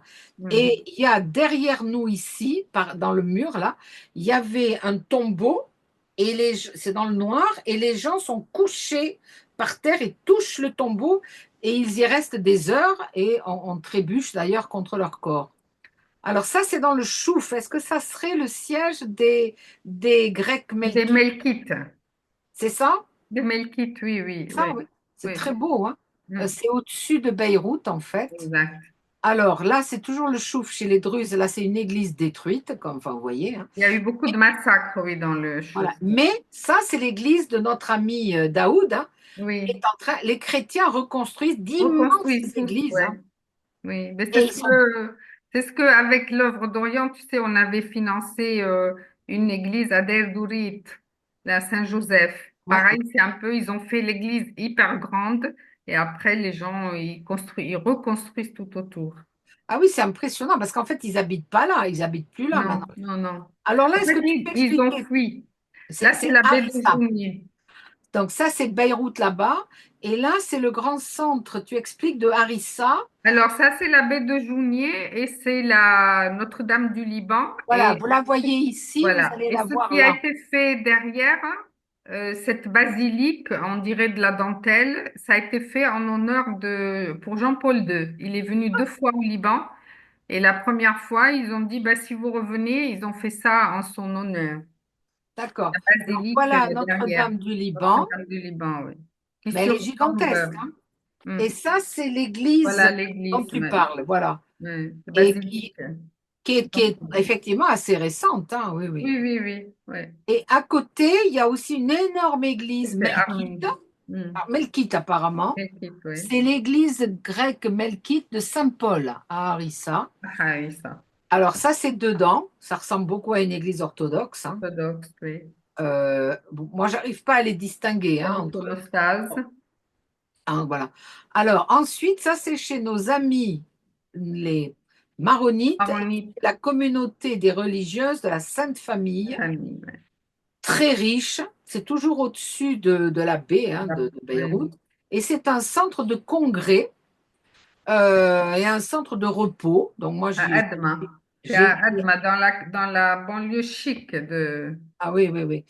à Mais Adma. j'ai passé quelque temps là avec les religieuses. Voilà le genre de bâtiment que c'est. L'église est tout à fait aussi spectaculaire. Mm. Voilà l'intérieur. Ouais. Et voilà, j'ai pas pu m'empêcher de mettre mes amies les religieuses de la Sainte Famille. Voilà. Qui ont Ouais. été mes thésardes aussi, je dois dire. Et Exact. voilà, je suis allée là-bas corriger leur thèse dans ce sens. Mais c'est impressionnant, je veux dire, l'argent qui circule dans Ils ont ces beaucoup villes. d'argent, ils sont très Oh riches. là, Mm. très impressionnant. Alors là, on monte vers chez toi, enfin Ça, vers. c'est Batroun, oui, c'est sur le port de Batroun, Et c'est une ancienne les église, pêcheurs. quoi. C'est une maison, c'était une C'était une maison. maison. Toutes les maisons, oui, elles étaient comme ça. Les églises, elles sont bien conservées. Tu les as Voilà. prises de l'autre Alors côté. voilà Ah, l'église. voilà. Ça, c'est pas à Byblos, ça, c'est à Patroun ou à Ça, Byblos? c'est Saint-Jean-Marc à Byblos. C'est à Byblos, voilà. Et là, c'est chez toi, c'est à Ça, c'est à Patroun. Batroun, Notre-Dame de la Mer, oui. Et ça, c'est le Le mur mur phénicien, tout le mur phénicien qui reste, qui date des Phéniciens sur le port sur la côte de Batroun. C'est 5 kilomètres après Byblos. Voilà tout Et ça. là, encore le Alors pont. ça, c'est des Grecs orthodoxes. Et sur la côte, c'est souvent des Grecs orthodoxes parce qu'ils étaient pro-byzantins. Enfin, on dit ça comme ça au Liban. Et quand c'est à la montagne, c'est des maronites. Alors voilà, ça, c'est encore l'église de Oui, Patroun, hein. oui. Dans les ruelles, on voit plusieurs églises aussi qui a Bon, je ne sais plusieurs jamais clochers. lesquels c'est.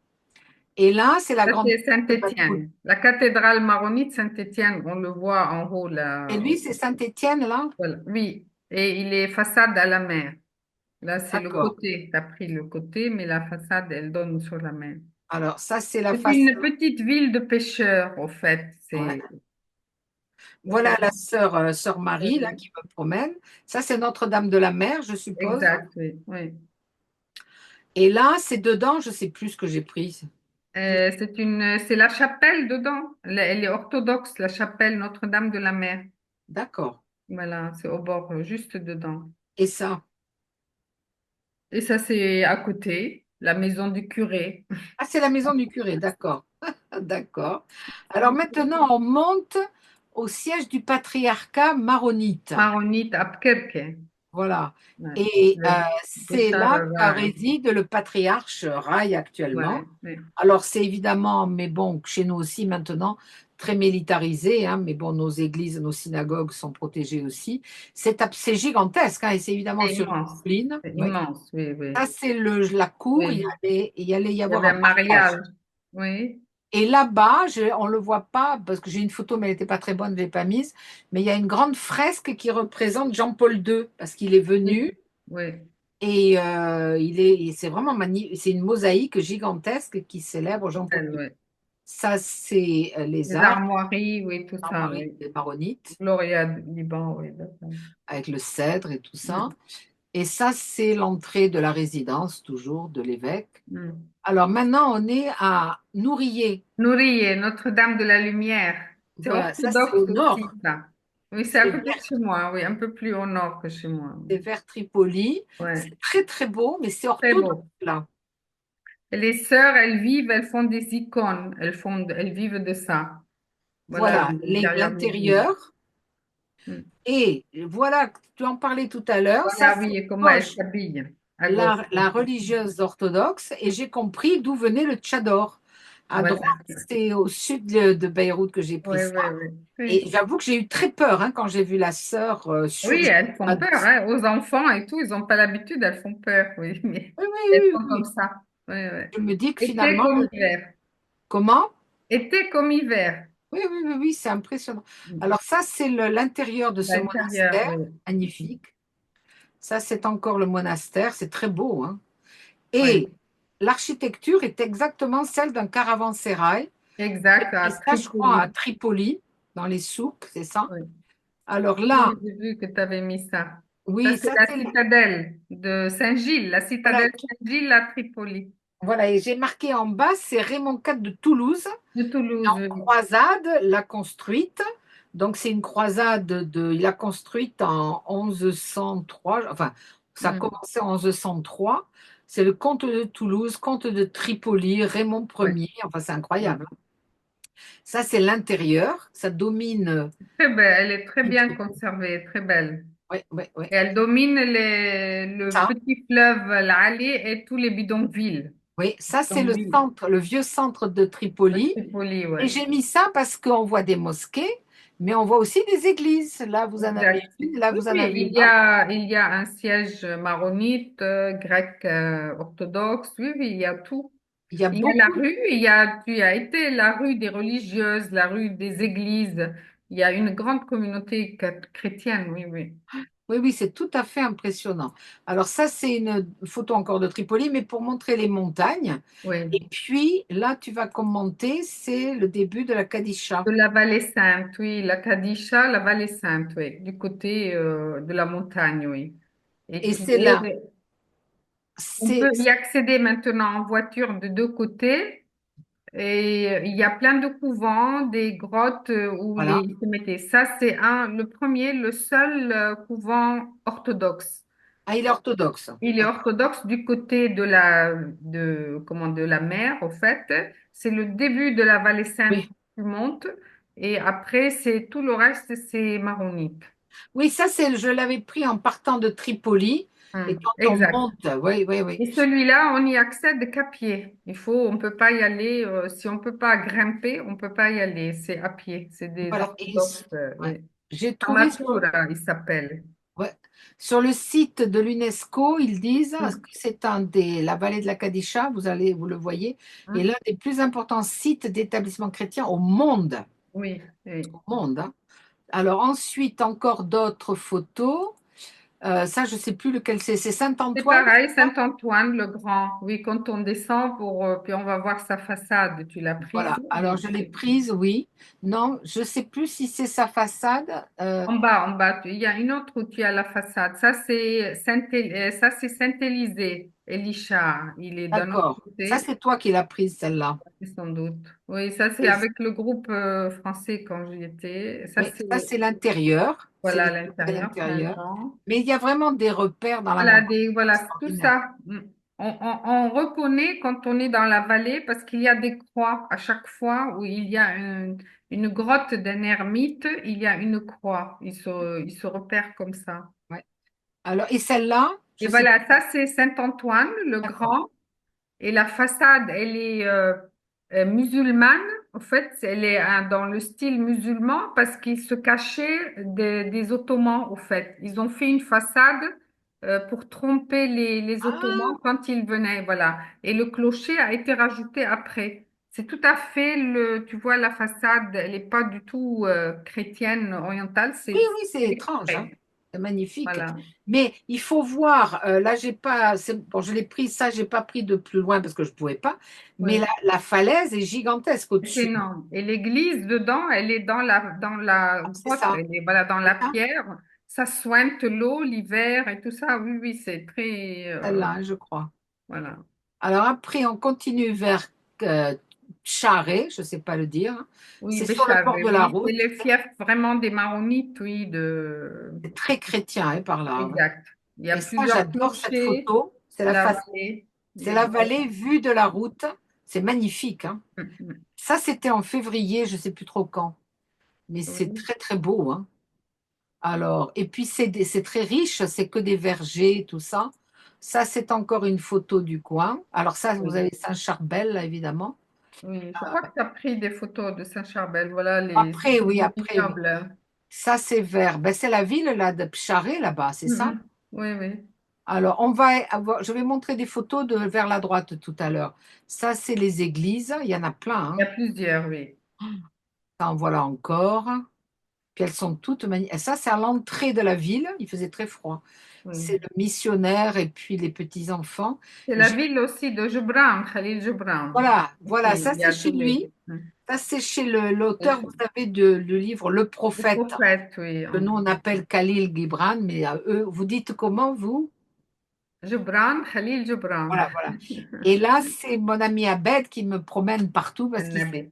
alors lui, il est sunnite, mais il a aucun problème à aller montrer les églises chrétiennes. Ça, c'est le patio de la maison de Khalil Gibran, c'est Gibran, écrit, oui. oui, au fond, oui, on le voit au fond. Voilà.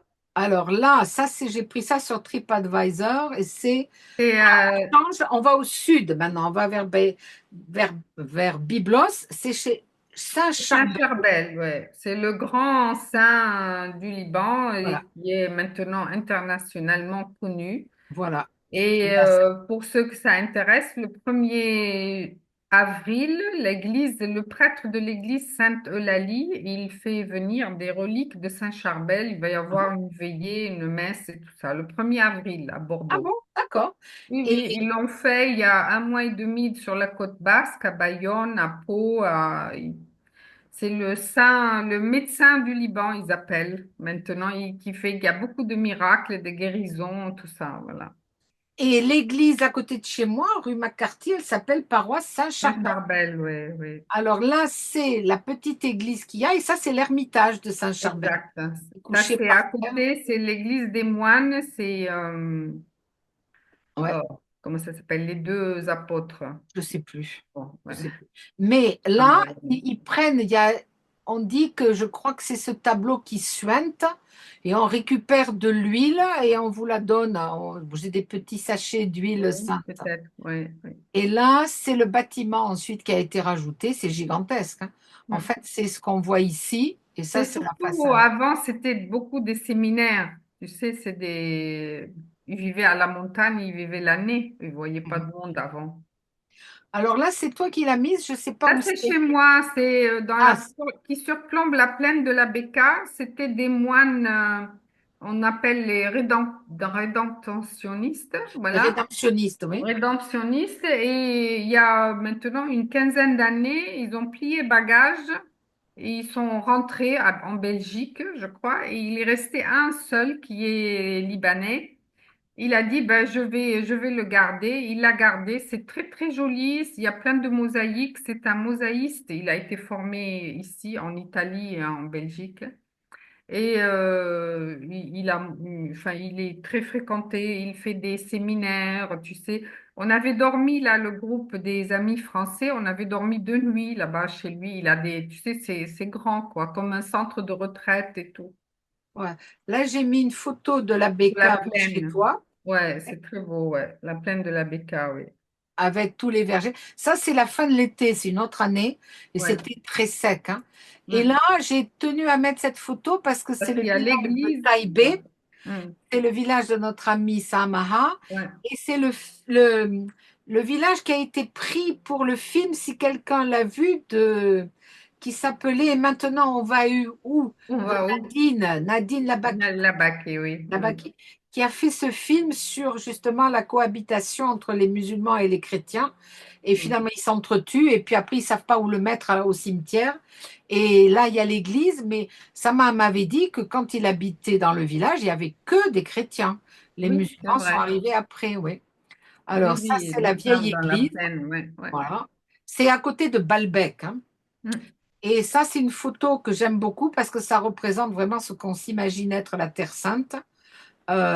Et c'est Oui, juste au nord de Taipei, derrière les églises. ok. Mm. Ça va vers le nord, c'est très beau. Et là, ça, Pareil, oui. c'est le gros plan de là, quand Mm, vous avez mm, le mm. berger. Voilà, ça, c'est les images classiques. Ça, c'est Alors, à l'entrée maintenant, de Zahle, on est Notre-Dame de chez la toi. Becca.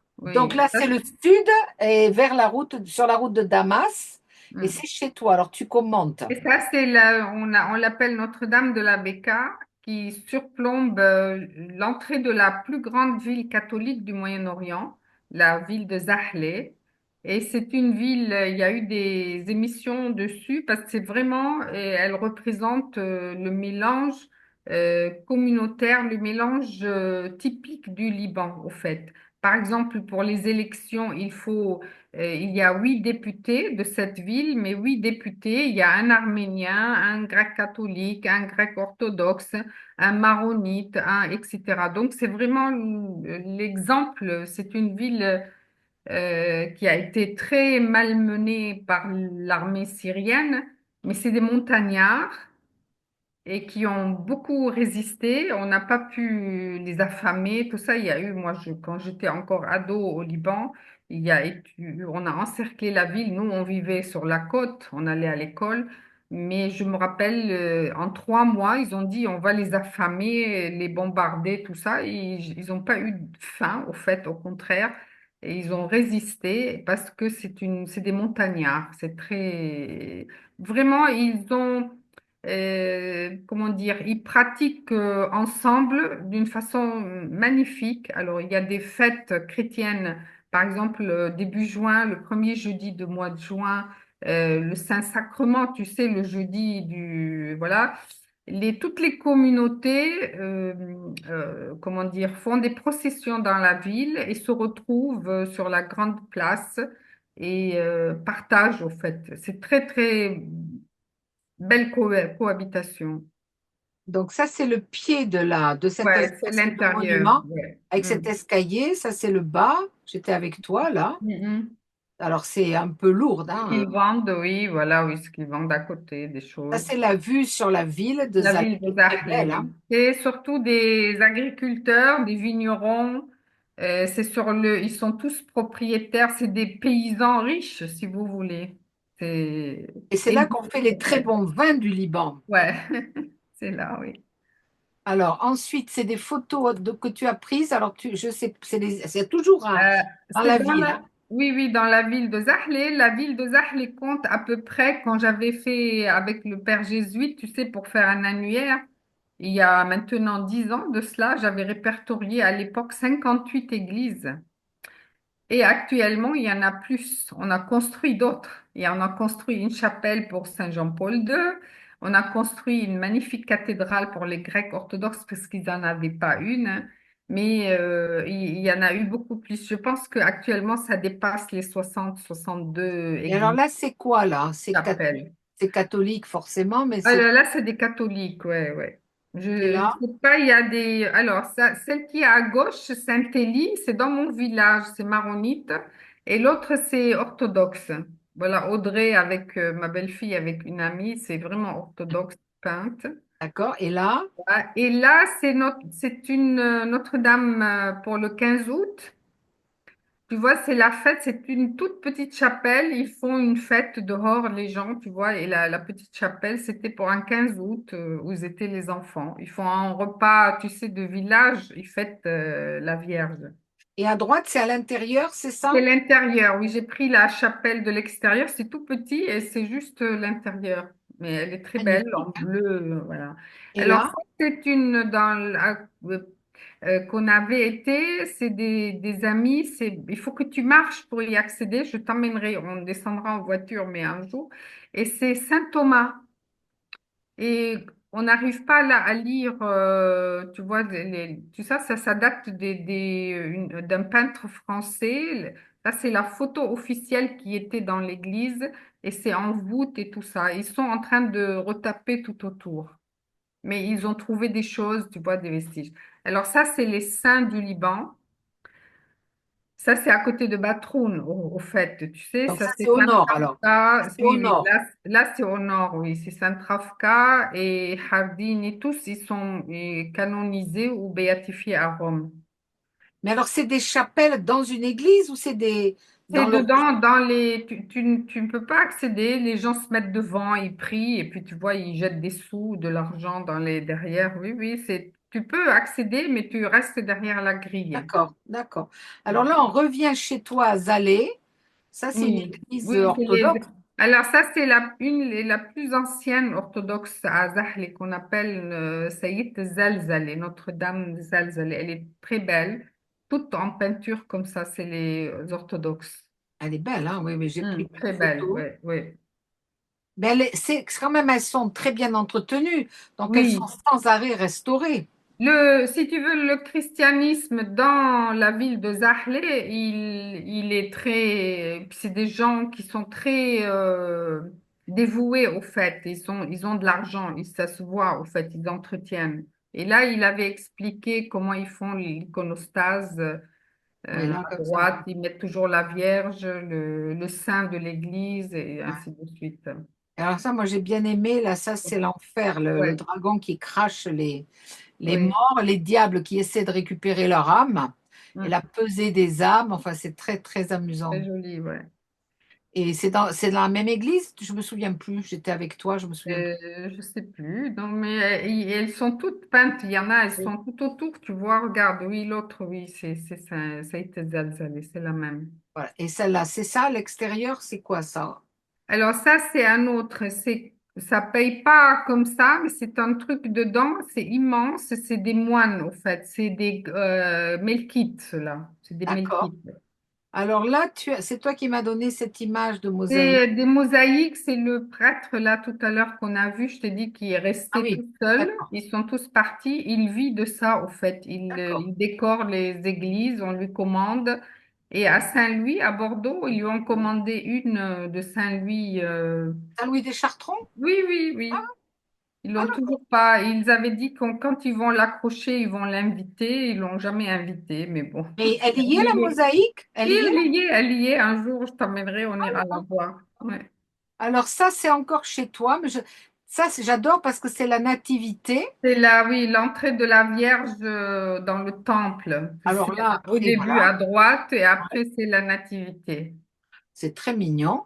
Et Mm. après, il y a, et ça, je les aime beaucoup, ça, c'est Et la Dormition. la dormition. Mais ce que j'adore, c'est le Christ avec l'âme de sa mère. Oui. Parce que Ouais, oui, moi, je me demandais ce ouais, que ouais. c'était là, parce que ça, on ne le voit pas Pourquoi? du Ouais, tout dans c'est le ça. catholicisme romain. Non, non. Et Ça, là, c'est c'est bon. l'âme de sa Ouais. mère. Mm. Et là, j'ai trouvé un autre, le voilà encore. Dormition, oui. C'est dans tes églises, hein, ça aussi. Et à droite, ça, Oui, je l'ai mise parce que c'est la première, elle est très visitée. C'est à Big Faya, c'est Notre-Dame de Secours. Ça a été installé par les Jésuites.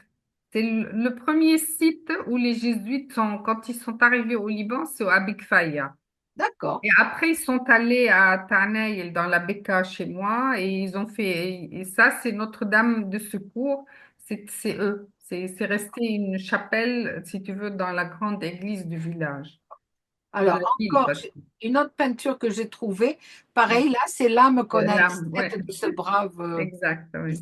Et là, Les c'est quoi? On était oliviers. ensemble, je ne sais plus ce que c'est. C'est l'entrée d'un couvent ou comme ça, oui, les oliviers qu'on met dehors. D'accord. Je sais Alors, plus. encore une église chez toi, Oui. je ne sais plus laquelle, Ça aussi, c'est grec, grec mais catholique, hein. C'est pas le même iconostase. hein. Et là, c'est une histoire, tu l'avais expliquée parce que tu avais lu. Oui. Tu te souviens? Je ne sais plus ce que c'est comme histoire. C'est sur les murs. Sur les murs, oui. Je ne sais plus. On Je chasse me rappelle quelqu'un, je plus. ne sais plus ce que Oui. c'est. Bon. Ça, Alors, et là maintenant, ça, c'est un ça, évêché. c'est les Maronites. Juste à droite, la grande bâtisse moderne. Ça, c'est les salles paroissiales et tout. C'est Saint-Maroun. C'est la cathédrale des Maronites de Zahle. Ah, voilà. Et l'église Voilà. à gauche, elle est très moderne. C'est celle Oui, dédiée c'est à celle-là. Jean-Paul II, non? Non, non, parce que les Maronites n'avaient pas une jolie évêché. Ils ont fait celle-là. Et celle de Jean-Paul II, elle est à côté. Mais je ne sais D'accord. pas si on l'a ici. Alors, ça, Voilà, c'est là, la tu vois cathédrale. l'entrée. Voilà, voilà, et Ça, l'entrée. c'est l'intérieur. Et c'est enfin, le tableau de Saint-Maroun dedans. Voilà, là, oui. Hmm. Et là, tu me les as donnés. Là, tu Ah expliques. oui, là, ça, c'est les orthodoxes qu'ils ont fait. L'a adoré. Ce qu'ils ont fait là récemment, ils devaient l'inaugurer, Notre-Dame de la Joie, ils l'ont appelé. Ils devaient l'inaugurer le jour où il y a eu cette histoire de Bieber avec le Hezbollah et Israël. Les beepers qui ont explosé. Explosé, c'était le jour où c'était toute la ville était en fête. Et donc, ils ont dit, ben, tant pis, on le fera plus, on verra plus tard. Et à droite, c'est la cathédrale des Grecs catholiques. Les Qui est deux récente. chapelles en haut aussi, dans Zahle, ça aussi. D'accord. Alors, Alors ça, eux, c'est. ils étaient jaloux parce qu'ils n'avaient pas quelque chose, tu sais, de plus. Donc ils l'ont fait sur les hauteurs de la ville, avant que tu entres dans la ville, avant que tu arrives à l'autre de la Vierge, là qu'on a vu, Notre-Dame de la Becca, mais tu vois ces trois dômes dorés et plusieurs et tout ça, Ouais. Ça, magnifique. c'est amusant parce que toutes Ouais. les églises orthodoxes que vous avez anciennes, elles Hmm. ont des coupoles, mais elles sont très discrètes. Là, c'est vraiment russe. Celle-là, oui, très Ça fait très pompeuse. russe. Oui, oui. Là, vraiment, je te dis, c'est très mal tombé pour l'inauguration, hein. Parce que les gens rentraient en guerre et eux, ils pensaient inaugurer ça. Bon. Voilà. Ben, écoute, Voilà. Merci. j'ai terminé. Alors, merci infiniment et je pense que tu vas avoir des questions. Alors, j'arrête le partage. Oui. Voilà.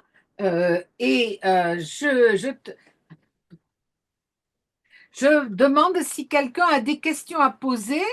Alors, il y a quelqu'un qui, vous me posez les questions. Est-ce que quelqu'un... Michel Coll. Ah oui, ça y est. Oui, d'accord. Le message, c'était en plein écran, s'il vous plaît. Est-ce que quelqu'un a des questions à poser? Non? Je pense que ce que que tu pourrais expliquer, c'est à quel point chaque communauté au Liban, je crois qu'il y en a 18, a Oui, une représentation politique spécifique. Donc, c'est des communautés religieuses, mais qui ont des représentations politiques oui. particulières. Alors, le Liban reconnaît toujours 18 communautés religieuses dans sa constitution. Donc, il y a tous les 129 ou 126 députés, c'est partagé par communauté. Il faut qu'il y en ait pour tout le monde, du nord, du sud, de l'est et tout ça. Donc, et selon la population, c'est pour ça que j'ai dit tout à l'heure que la ville de Zahle est vraiment l'exemple, si tu veux, vraiment l'exemple type de la mixité de toutes les religions. En fait, et donc il y a plusieurs députés de chaque culte. Et alors, le président de la République doit être chrétien maronite, le premier ministre doit être sunnite. Le président de la Chambre doit être chiite et ainsi de suite. Le chef des armées chrétien. Après, les orthodoxes, ils ont des postes clés aussi pour par exemple, la sécurité nationale. Voilà, donc tout est dispatché de cette situation. Après, il y a les minorités qu'ils appellent les minorités, mais pas les Arméniens. Les Arméniens, à un moment donné, ils étaient dans les minorités, plus maintenant. Ils ont vraiment des postes, ils ont un ministre obligatoire et ils ont, comment dire, des députés dans plusieurs villes. Mais à Zahe, ils ont un député, par exemple qui les représentent. Mais après, ils ont gardé des postes pour les minorités. Tu vois, par exemple, ce sont je sais pas, s'il y a des Chaldéens ou des Syriaques, il y a des Juifs. Hein, faut pas aussi oublier qu'il y a toujours une petite communauté juive, mais ils ont leur lieu de culte et tout ça. Donc, c'est D'accord. réparti par rapport, voilà. Donc, aujourd'hui, je ne sais plus si ça va durer. J'espère qu'il va falloir à un moment donné réformer tout ça parce que, par exemple, là, ce nouveau président, il disait l'autre jour, il y a 600 postes à nommer, des postes très importants dans si tu veux, surtout de la sûreté de l'État et de la justice. Donc, tout ça avec 2 ans et demi de vacances de pouvoir présidentiel et ministériel, 600 postes, c'est pas, on peut pas les nommer comme ça parce que les gens lui disaient qu'il va pas assez vite. Il a dit, mais on peut pas. Parce que si on veut toujours respecter Les- cet équilibre religieux aussi des communautés, c'est toujours compliqué. Mais le Premier ministre actuel, qui était juge à La Haye, enfin là à La Haye, en fait, qui est formé en France et tout ça. Il dit pour le moment, on va faire ça jusqu'à prochaines élections, l'année prochaine législative, mais il va falloir que le Liban s'en sorte de cette, si tu veux, euh, façon de faire, parce qu'on peut plus continuer, parce qu'il faut trouver la personne compétente dans la communauté qu'il le faut, et après. Et c'est comme ça, si tu veux, que depuis 30 ans, on est dans la corruption, malheureusement, parce que des fois, c'est pas les bonnes personnes Oui, à la oui, bonne place, juste parce que, ou il est là, juste parce qu'il est arménien, ou il est chrétien, ou il est ceci. oui, puis en plus, les populations, chaque communauté n'a plus du tout la même Non, démographie, donc ça finit par non. être totalement impossible. Oui, oui, Oui, oui. oui, oui, c'est plus tous les conflits, si tu veux, internes qu'il y a eu, c'était de tirer, bon, maintenant avec ces 2, 3 mois de guerre avec Israël, et la communauté chiite, elle est anéantie, même s'ils réclamaient que, ils étaient beaucoup plus nombreux, beaucoup plus, tout ça, qu'ils voulaient beaucoup plus. Du coup, maintenant, il y a beaucoup, elle est vraiment anéantie. Il y a beaucoup de chiites d'Afrique, au fait, des Libanais d'Afrique, qui ont eu, il paraît, il y a eu des avions affrétés de l'Afrique, par exemple de Côte d'Ivoire, du Sénégal. spécialement pour eux, pour les rapatrier. Ils sont maintenant, ils vous disent, je suis plutôt africain que libanais, que chiite du sud Liban ou d'ailleurs, ou de Baalbek Ah ou oui, ainsi de suite. ils sont partis Ah oui, tous. oui, ils sont partis. Oui, oui, il y a des gens à Bordeaux, dont ils ont des enfants à Bordeaux, tout ça, qui m'ont dit, l'Afrique a affrété des avions pour les rapatrier. Ils veulent plus en entendre parler. Donc, et le temps qu'ils fassent vraiment recompter les gens, recompter chaque communauté qui est tout ça, c'est très compliqué. Le problème pour moi, ça vient aussi des têtes d'église ou des têtes de communauté. C'est eux le problème. Ce sont les religieux qui dirigent, si tu veux, qui vont être vraiment le problème. Parce que, par exemple, comme le mariage civil au Liban, il existe, mais c'est pas appliqué. Les gens, ils vont se marier à Chypre ou en Grèce ou en Turquie, ils viennent enregistrer leur mariage, mais ils veulent pas pratiquer, ils veulent que tu passes par la communauté d'abord et après par tout ce qui est national, si tu veux, civique, national, il va falloir revoir ça. Ça fonctionne plus. À un Ouais. moment donné, par exemple, il y a eu une vacance dans tout ce qui est juge, les procureurs et les juges et tout ça, je me rappelle. Et il y avait 7 postes, il fallait y nommer personne parce que en dehors de la communauté, c'était que des femmes. Il y avait que des femmes habilitées à être à ces postes-là et ils ne voulaient pas les nommer. C'est aberrant, tu comprends? C'est affolant. Il y a nommé des femmes.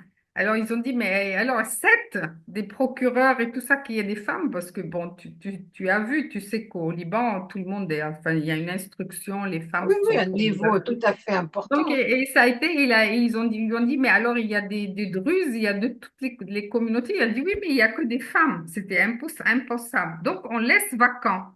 Et l'autre jour, quand je disais avec Charles, je lui dis, mais t'imagines, il y a 600 postes importants dans l'État, c'est qu'il n'y a plus rien qui fonctionne.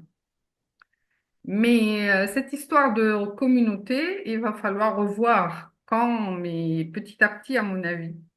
Ouais, ouais. Là, par exemple, il reste pour la Banque du Liban. Alors, l'autre qui était très corrompu, il est en prison, mais il faut qu'ils se mettent d'accord pour trouver un Français, pardon, un Libanais maronite. Et Macron, il leur a conseillé un qui est à Paris, qui est formation française de la famille Assaf. Ils sont pas toujours d'accord parce que là, c'est le second qui gère, qui est chiite. Alors, ils attendent. C'est très compliqué maintenant, cette histoire. Je crois qu'on est arrivé au bout de ce fonctionnement. On peut plus fonctionner comme ça. Alors, il y a une question de Marie-Laure. Oui. Marie-Laure, allez-y. Elle est partie, Marie-Laure?